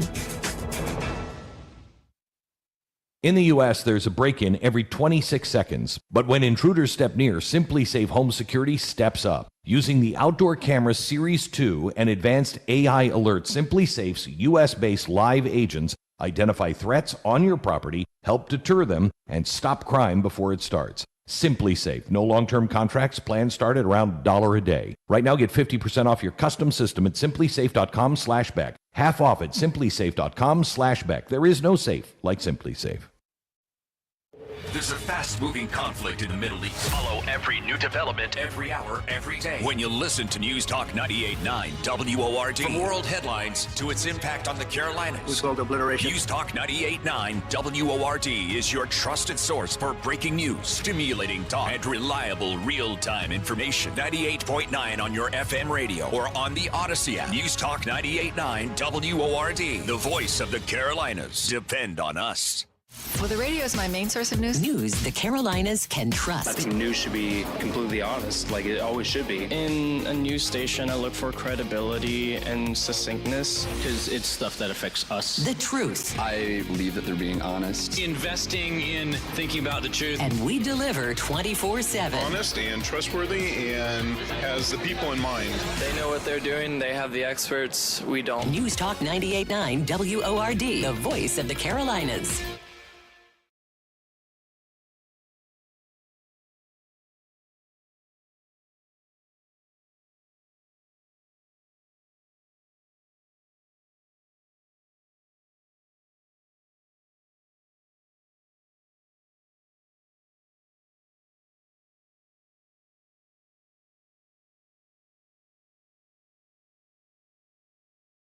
Attention terrorists, hold on. Here's Tara's Daily Rant. Nowhere in there does he tell Iran to reject war. Nowhere in there does he suggest Iran shouldn't have a nuclear weapon. Pope Leo has never condemned Iran for the execution of the street protesters in January, February, much like the Democrat Party. Terrorists swatted. Hear the Tara Show, weekday mornings on News Talk 98.9 WORD, the voice of the Carolinas.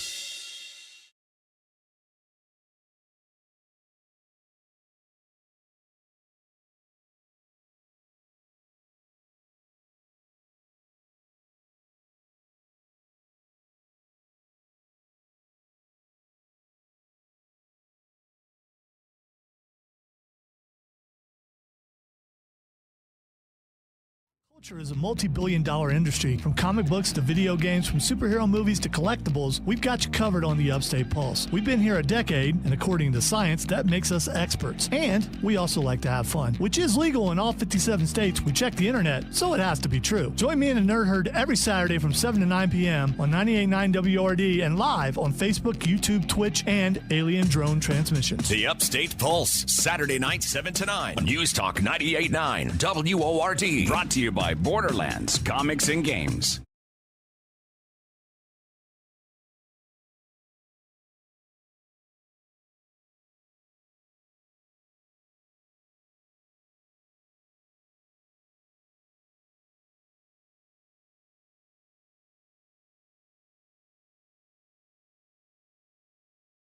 Not just daily. Real-time updates. Not just hourly. A lot can change in the space of an hour. We update you minute by minute. To move so fast, you got to be up on it. Because news travels faster than before. News Talk 98.9 WORD, the voice of the Carolinas.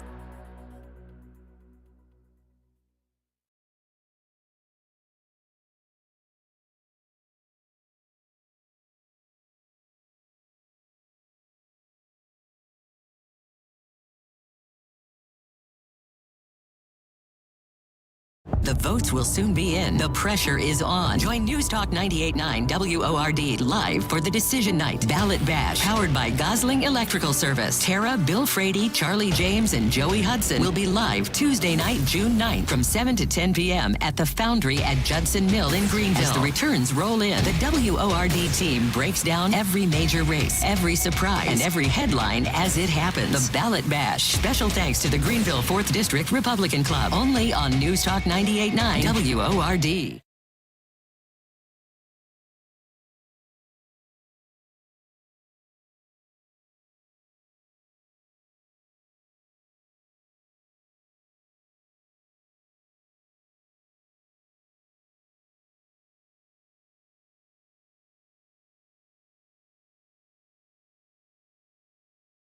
15 minutes of nonstop breaking news and stimulating talk kicks off every hour. News should be completely honest. Every weekday, mornings and afternoons. Only on News Talk 98.9 WORD. The voice of the Carolinas.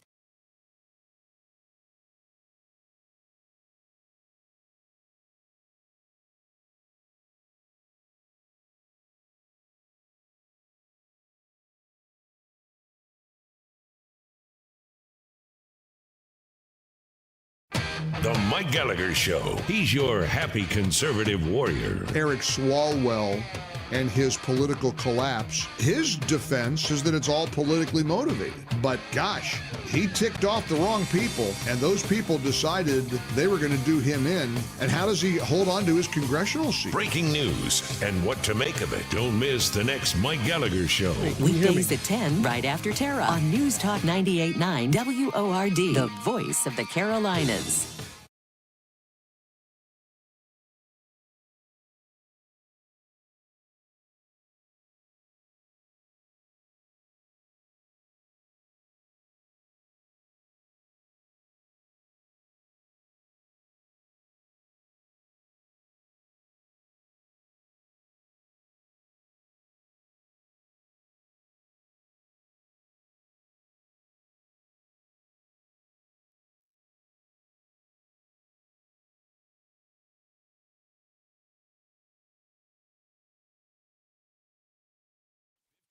Of nonstop breaking news and stimulating talk kicks off every hour. News should be completely honest. Every weekday, mornings and afternoons. Only on News Talk 98.9 WORD. The voice of the Carolinas.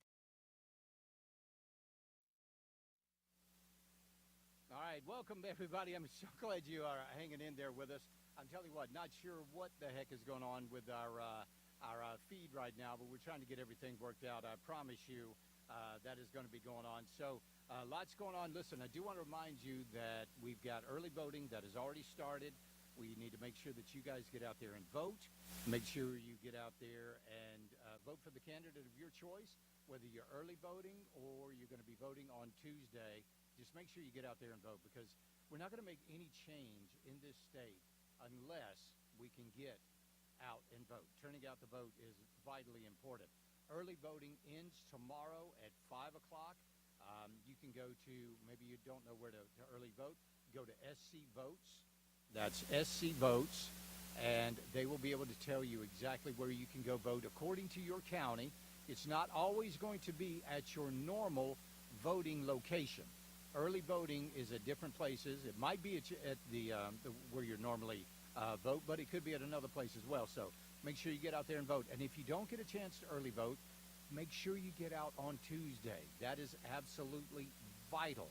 We've got a lot of offices here, a lot of people, good people that are running for office, and we need to make sure that they are the ones that actually get out there and can do the job. So make sure you get out there, vote early or vote day of. It doesn't matter.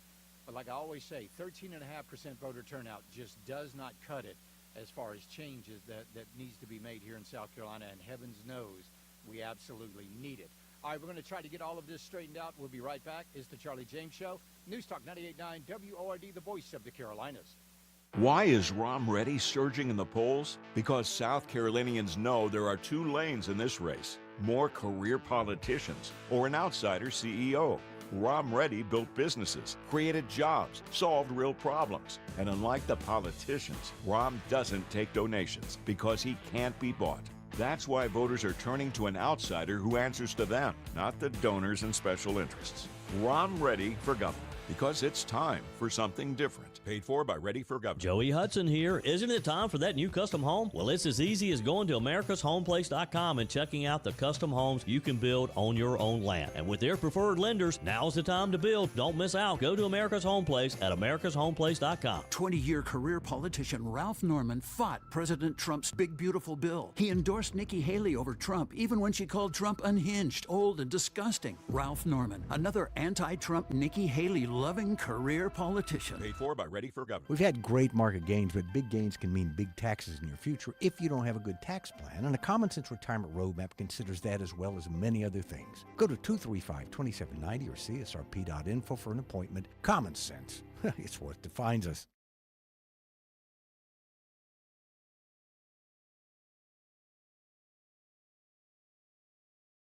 The real Rom Reddy? He's a total fraud. Rom Reddy's a millionaire donor to liberal woke museums in New York City. Then he moved to South Carolina, built an illegal seawall at his oceanfront mansion, and tried to get special government treatment to block public access to the beach. Rom Reddy gave big money to establishment rhinos in Colombia, and he attacked the South Carolina Freedom Caucus. Now, Fraudy Reddy runs for governor? He wants the power to pick liberal judges for us? News reports document that he's cozying up to the liberal political establishment. That's the real Rom Reddy, a total and utter fraud. Definitely not from South Carolina, and definitely not a conservative. Paid for by Ralph Norman for governor. P.O. Box 2655, Rock Hill, South Carolina 29732. Why is Rom Reddy surging in the polls? Because South Carolinians know there are two lanes in this race: more career politicians or an outsider CEO. Rom Reddy built businesses, created jobs, solved real problems. And unlike the politicians, Rom doesn't take donations because he can't be bought. That's why voters are turning to an outsider who answers to them, not the donors and special interests.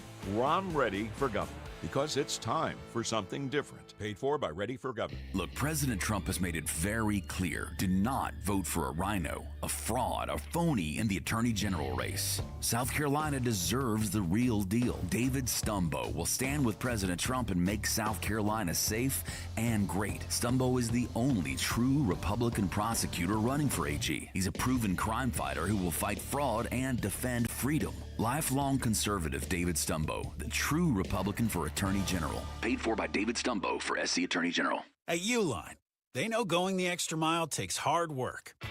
For companies pushing to go further, Uline will go the distance with you. 24/7, they answer the phone to get you the shipping and industrial supplies you need. Business can move fast. Unexpected large orders, adverse weather, new safety guidelines, and changing economic trends. Uline works hard keeping 41,000 items ready to ship, minimizing detours on your way to the extra mile. Visit uline.com. If you're struggling to hear conversations, TV, or the people you love, now there's an easier, more affordable solution without spending thousands. Audion Hearing makes high-quality, rechargeable hearing aids starting at just $98 with free shipping and dedicated one-on-one support in the comfort of your own home. No doctor's offices, no pressure. Clearer hearing delivered right to your door. Join over 1 million happy customers hearing life more clearly. Visit audionhearing.com. That's AUDIEN hearing.com. News Talk 98.9 WORD. The voice of the Carolinas. Always live on the free Odyssey app. WYRD FM. WYRD HD1. Spartanburg. Greenville. Anderson. Clemson. From the Carolinas 24/7 News Center. 15 minutes of nonstop breaking news and stimulating talk. Begins now on News Talk 98.9. 98.9. WORD. Here's this hour's big story.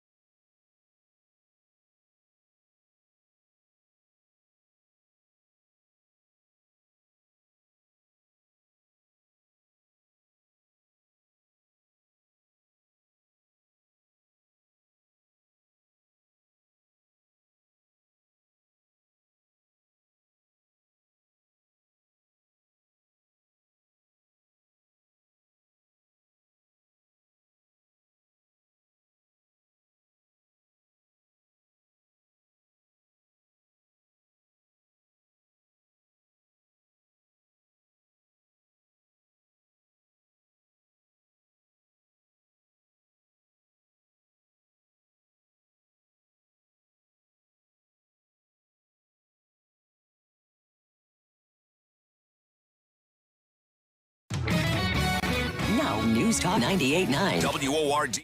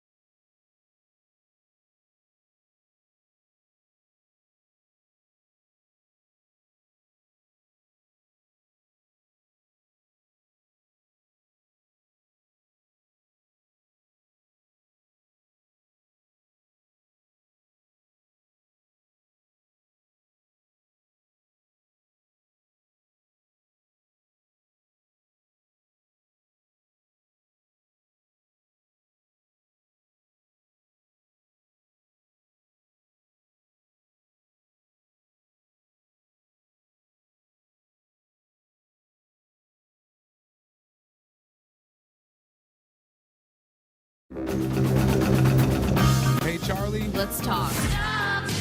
It's the right talk. Charlie. Welcome. This is the Charlie James Show. Now we're talking. News Talk 98.9. WORD. The voice of the Carolinas. All right, welcome back to the program. Finally got everything straightened out, it appears. At least I hope we have. But I want to thank John and JJ and everybody that was working so hard to try to get us back on air. It was a hectic few moments, but we are back, and everything's sounding quite good right now. So Graham Plattner is becoming a really, really big problem for the folks on the left up in Maine. A huge problem. I mean, this is a guy that claims to be, he was a oyster farmer. He's just a poor working class guy, and he's not. He came from a very affluent family, went in some very nice schools, but he wants to play the role. You see, that's the thing about the Democrats. They have to play poor. They got to play poor. Now, most of them are, I mean, look at AOC. Look at all of these other people. I mean, they're wealthy, but they want to pretend like they're poor, and they're not. So why? I mean, why fake it? I mean, if you've been successful in life in some way, why don't you just go ahead and say, hey, I've been successful, and this is awesome. You can be, instead of being a beacon for others to look up to as far as success is concerned, they want to lower themselves. They want to pretend to be the working class. So, Graham Plattner, we know he's the guy with the Totenkopf tattoo, said he got extremely intoxicated one night and he didn't even know what it meant. But all of that stuff is starting to unravel now because we are hearing from women that used to date Graham Plattner. This one woman, Jenny Rassicot, 41 years old, she's from Maine, she's a Democrat, said she dated him casually off and on between 2019 and 2021. She said some of the posts that she read from Plattner deepened her belief that he did not respect women. She said, when I saw the old comments that he made online, she said, I recognized a version of him that I had experience with. Now, some women have been raising a lot of questions with his trustworthiness. Plattner's insistence that he didn't know that his tattoo was a Nazi symbol until it became a campaign issue last fall, that wasn't true. This woman named Miss Fifield said, after all, she said that he had taught her the word for it years earlier referring to it as my Totenkopf. That is the skull and crossbones that were literally worn by Nazi SS agents. Now that's, but wait a minute. So then we get that woman, the radical liberal Crystal Ball. She's coming out and she's saying the New York Times published uncorroborated accusations against Graham Plattner for unsettling and toxic behavior that came from a Heritage staffer who previously worked for a conservative org that backs Collins. Now, wait a minute. Hold on, Crystal Ball. I thought we were supposed to believe women. I thought when women made accusations against men, it doesn't matter what those accusations are. Let's just take a look at E. Jean Carroll. We're supposed to believe everything that comes out of women's mouth. So you've got E. Jean Carroll claiming that Donald Trump raped her. Then you've got this other woman, I can't remember her name right now, but she said that Joe Biden sexually assaulted her. Which one of those two women did they believe? Of course they believe E. Jean Carroll, even though just about everything she talked about came from a movie of some television show, some crime drama. They still believed her. Believed nothing that the woman who accused Joe Biden of sexual assault. Nothing, not a single thing. So if somebody had come out making these same exact allegations against a Republican, people like Crystal Ball, they would automatically be on those women's side. But because you could just go look at the Bill Clinton scandal. Nobody believed those women. None of them did. Oh, and what did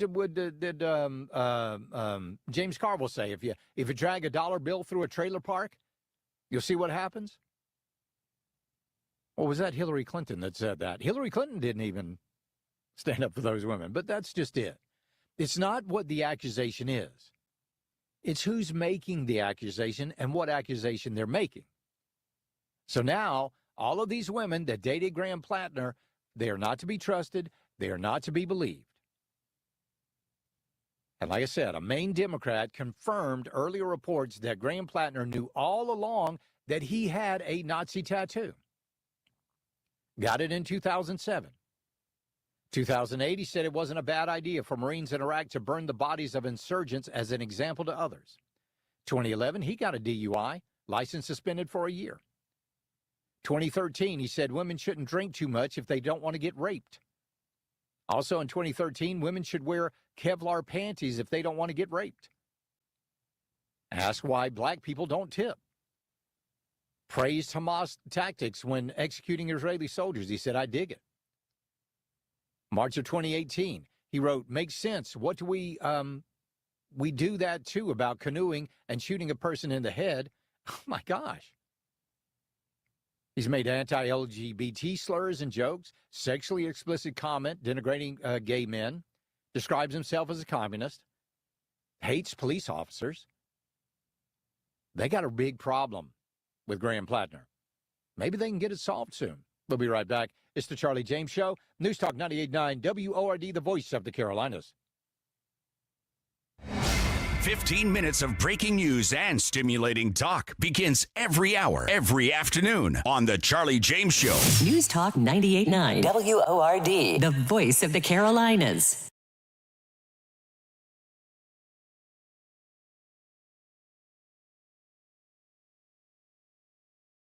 If you don't mind, yes, please.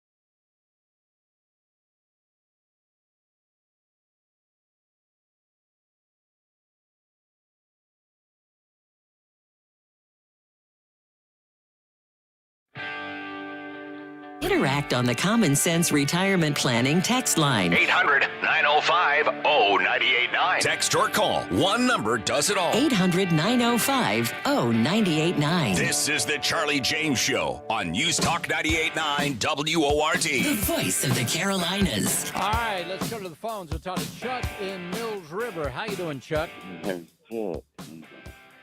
Chuck, are you there? Chuck, are you there? Chuck in Mills River, are you there? Are you there, Chuck? All right, I'm going to put you on hold, Chuck, and maybe we can get back to you in just a second. John, let me know if Chuck is back with us. Check him on the phone there. All right, WRD talk line 800-9050-989. That's also the Common Sense Retirement Planning text line. Listen to what the Democrats are doing. This is nuts. We have seen them stoop to some real lows in their lives. We've seen them. In Alaska, listen to this. In Alaska, they've got a senator in Alaska by the name of Dan Sullivan. All right. Do you know what these Democrats have done? They scoured Alaska. They went all over the place looking for, this is no joke, another guy named Dan Sullivan. And not only did they find someone named Dan Sullivan, they found somebody that looks almost exactly like the Republican Dan Sullivan. Unbelievable. The National Republican Senatorial Committee sent a letter on Monday to the Alaska Division of Elections and the state's lieutenant governor demanding that Dan J. Sullivan, a former teacher with no relation to incumbent Republican Dan S. Sullivan, be struck from the ballot ahead of the August primary. Alaska regulations provide that a candidate's name may not appear on the ballot in a manner that is confusing or misleading to voters or compromises the fairness or neutrality of the ballot. You must uphold your statutory obligation to enforce those regulations and protect the principles they safeguard by keeping sham candidate Sullivan off the ballot. Spokesperson for Lieutenant Governor Nancy Dahlstrom of Alaska and Director of Elections Carol Beecher did not respond to comment, but both Sullivans are slated to appear on the ballot in Alaska's open primary system, in where the top four vote getters will advance to the general election.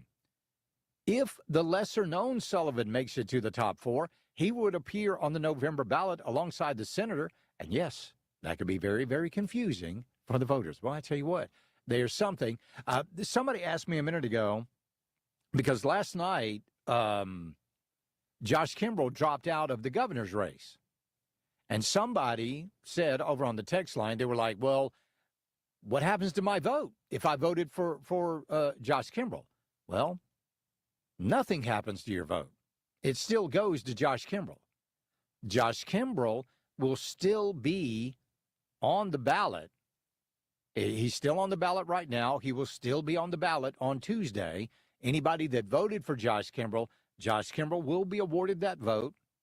And the same will happen on Tuesday, because he did not drop out in time for them to remove his name from the ballot. You remember when Paul Dans dropped out a few months ago?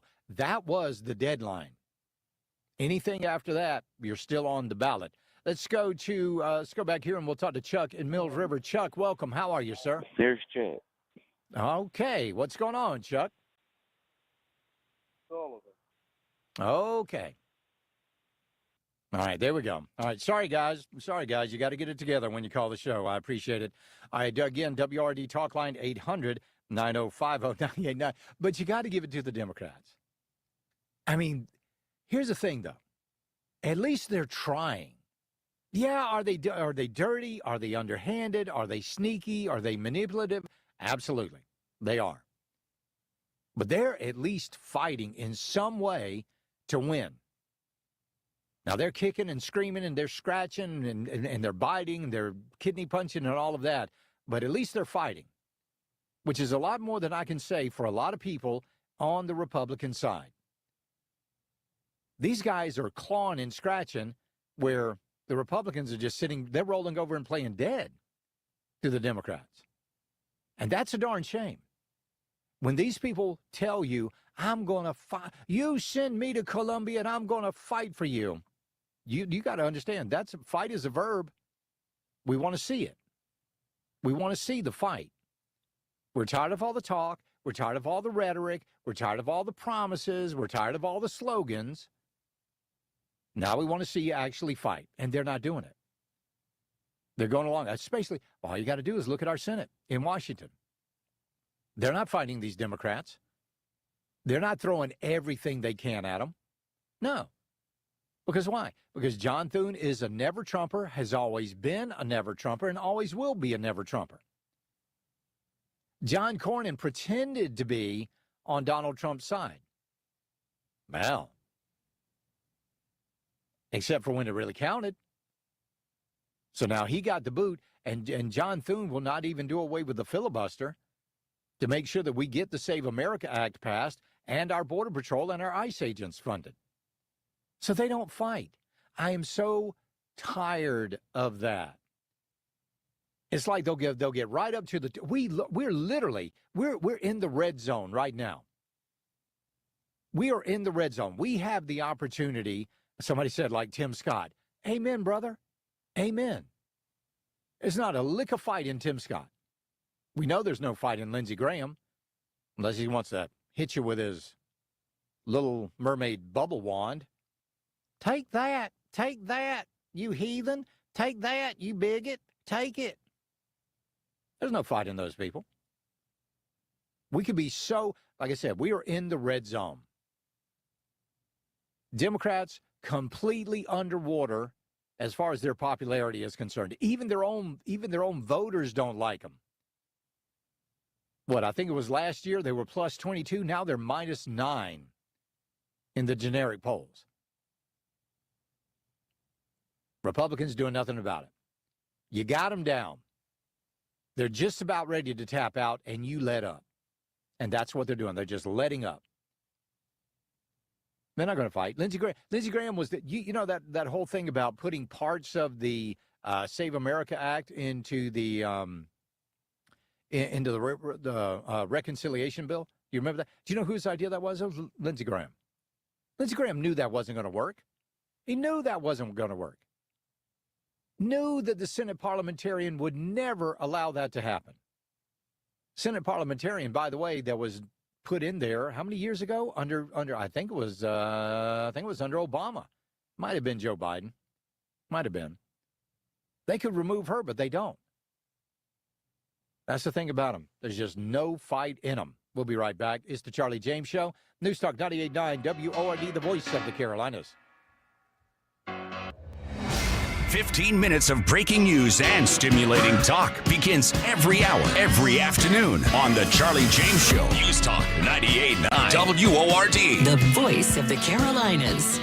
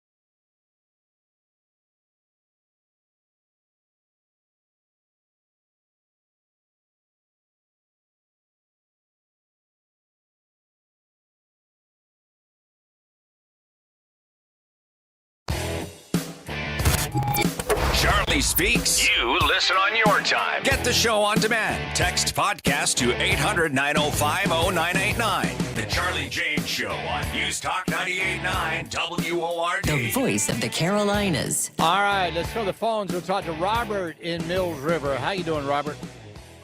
I'm doing great. How are you, Charlie? I'm good. What's on your mind, bud? Well, I want to give a little shout out to Chuck and his family, and another thing, all my friends and family around here in Mills River. You know, they hear me on the show. I actually have people come up to me and say, "You're Robert from Mills River." You're a celebrity now. It makes me feel good. Yeah, I'm almost. There you go. Yeah, but the thing is, I want to talk about Alan Wilson. Yeah. If I was there and voting, I believe that'd be the man I'd vote for.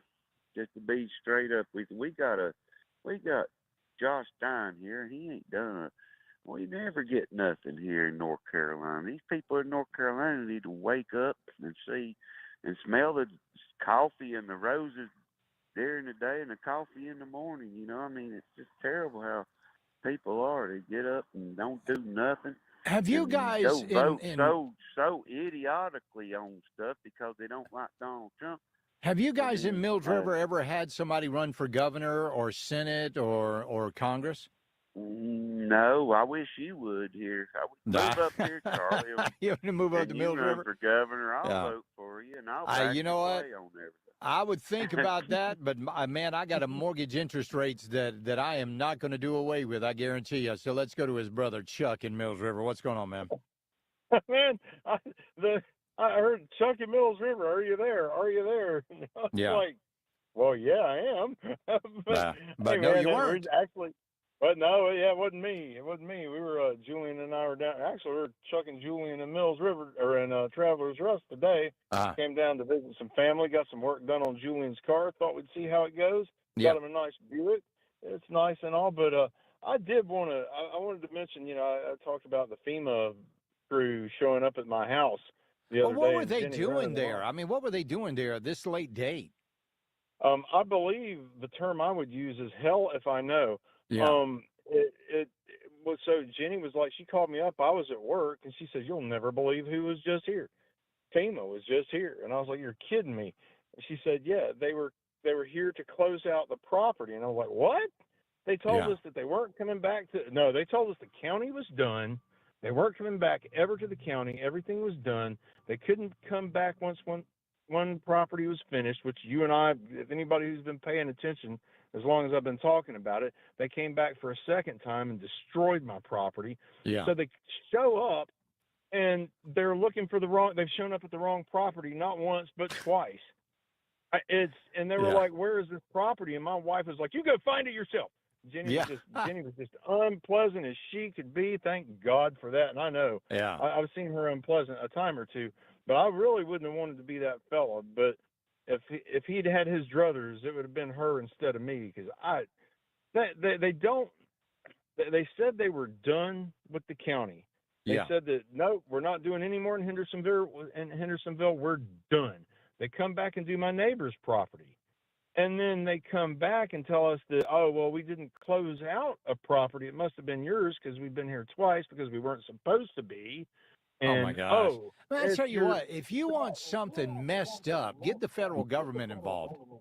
I'm telling you, this is, I mean, you know, in the end, it was a company called the Bretech that really screwed things up. But they were the people that GovCo hired to do it. Back way before Trump. This is nobody can blame this on him, but they don't know what they're doing, and they can't read. We have the number of our house. Every house on my block has the house number, and all they've got to do is look. But no, I assume they came to dredge up my yard like they did before. Maybe get stuck in the ditch like they did before and tear it up. Maybe destroy some culverts. I'm just telling you, man. If I really wish I had been home, but this has gone on long enough. I don't want any more. Thankfully, it sounds like you don't have anything else to do with FEMA, and that's probably a good thing. I appreciate it, Chuck. 800-9050-989. That is the WORD talk line. We'd love to chat with you this afternoon. We are now into brass tacks. We are, I mean, the white flag is about to drop. Final lap coming up on these elections. Tomorrow, the last day of early voting. Early voting ends tomorrow at 5 o'clock. Now, if you want to know where your early voting place is, go to scvotes.gov. That's scvotes.gov. Go to the voters tab. It'll have a little drop down there. It'll say early voting. You click on that. You click your county. It will give you all of the early voting spots in your county. When I was checking mine this morning, I had 2 within 15 minutes of us. So we went out and we early voted. Only took about 5 minutes. Be probably a good thing to do tomorrow because Monday and Tuesday are going to be pretty hectic. So you guys make sure you get out there and vote. Day of election, I know a lot of us a lot of folks out there like to vote day of. Please do not let anything keep you from that poll. We got some, I mean, if you like the way things are going on right now, if you think South Carolina is just honky-dory and everything is, copacetic, as they used to say, then, stay home. But if you want some real change, get out there and do it. We'll talk with Adam Morgan coming up tomorrow. Also, Nancy Mace is going to be joining us tomorrow, I believe, at 5:06.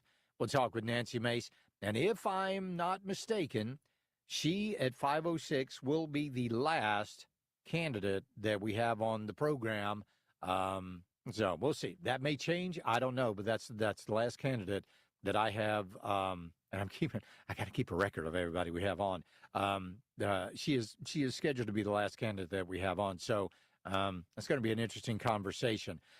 Somebody wanted to know about the polls. Somebody says, what's the latest in the South Carolina gubernatorial race? Does Ralph Norman have a chance? Okay. It depends on what poll you look at. It really does. It depends. We've had so many polls out there that show Pamela Evitt leading. Got some polls out there that show her down in 4th or some places 5th place. We've got the same thing with pretty much all of the other candidates. It depends on who is paying for the polls in a lot of cases. We did see that one Trafalgar poll that had her with a pretty substantial lead over everybody, but this is going to go to a runoff.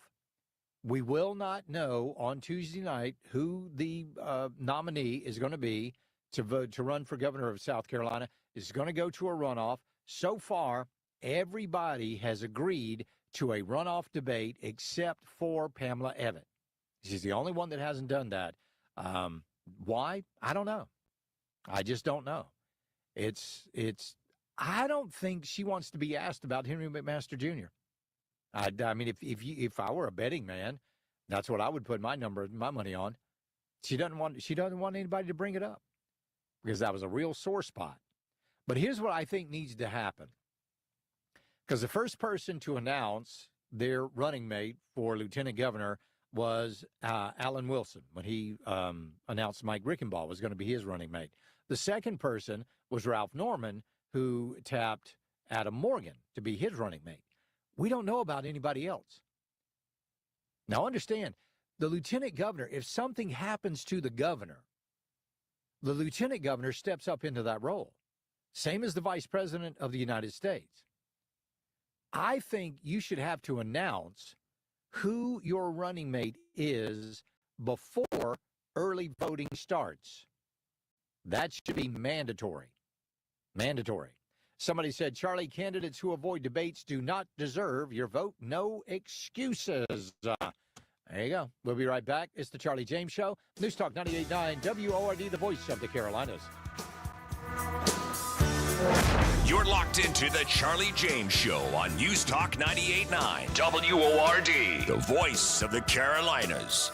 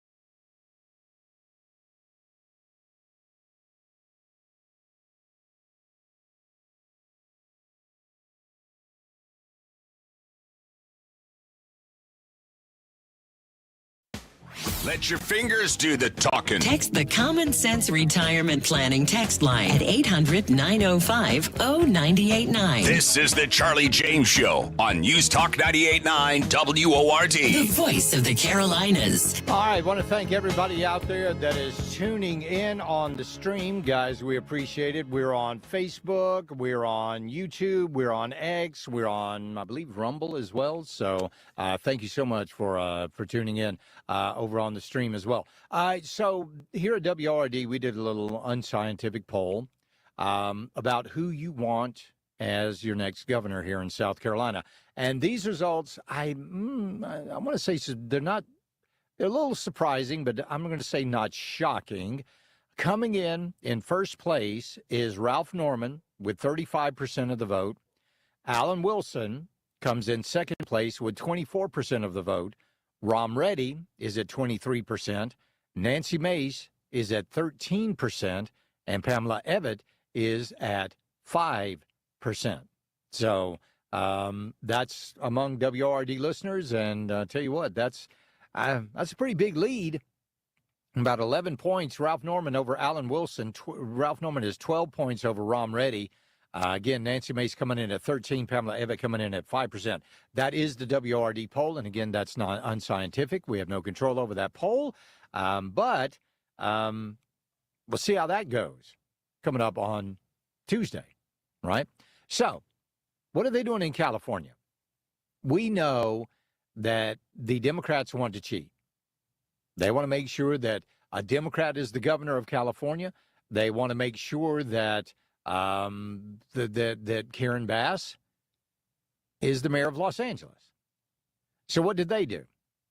They stepped in and they went to their old tried and true, and that was the mail-in, or what I call the mail-out ballots. Listen to this. Well, what Hilton is talking about is the way California has changed its election laws as of today, right?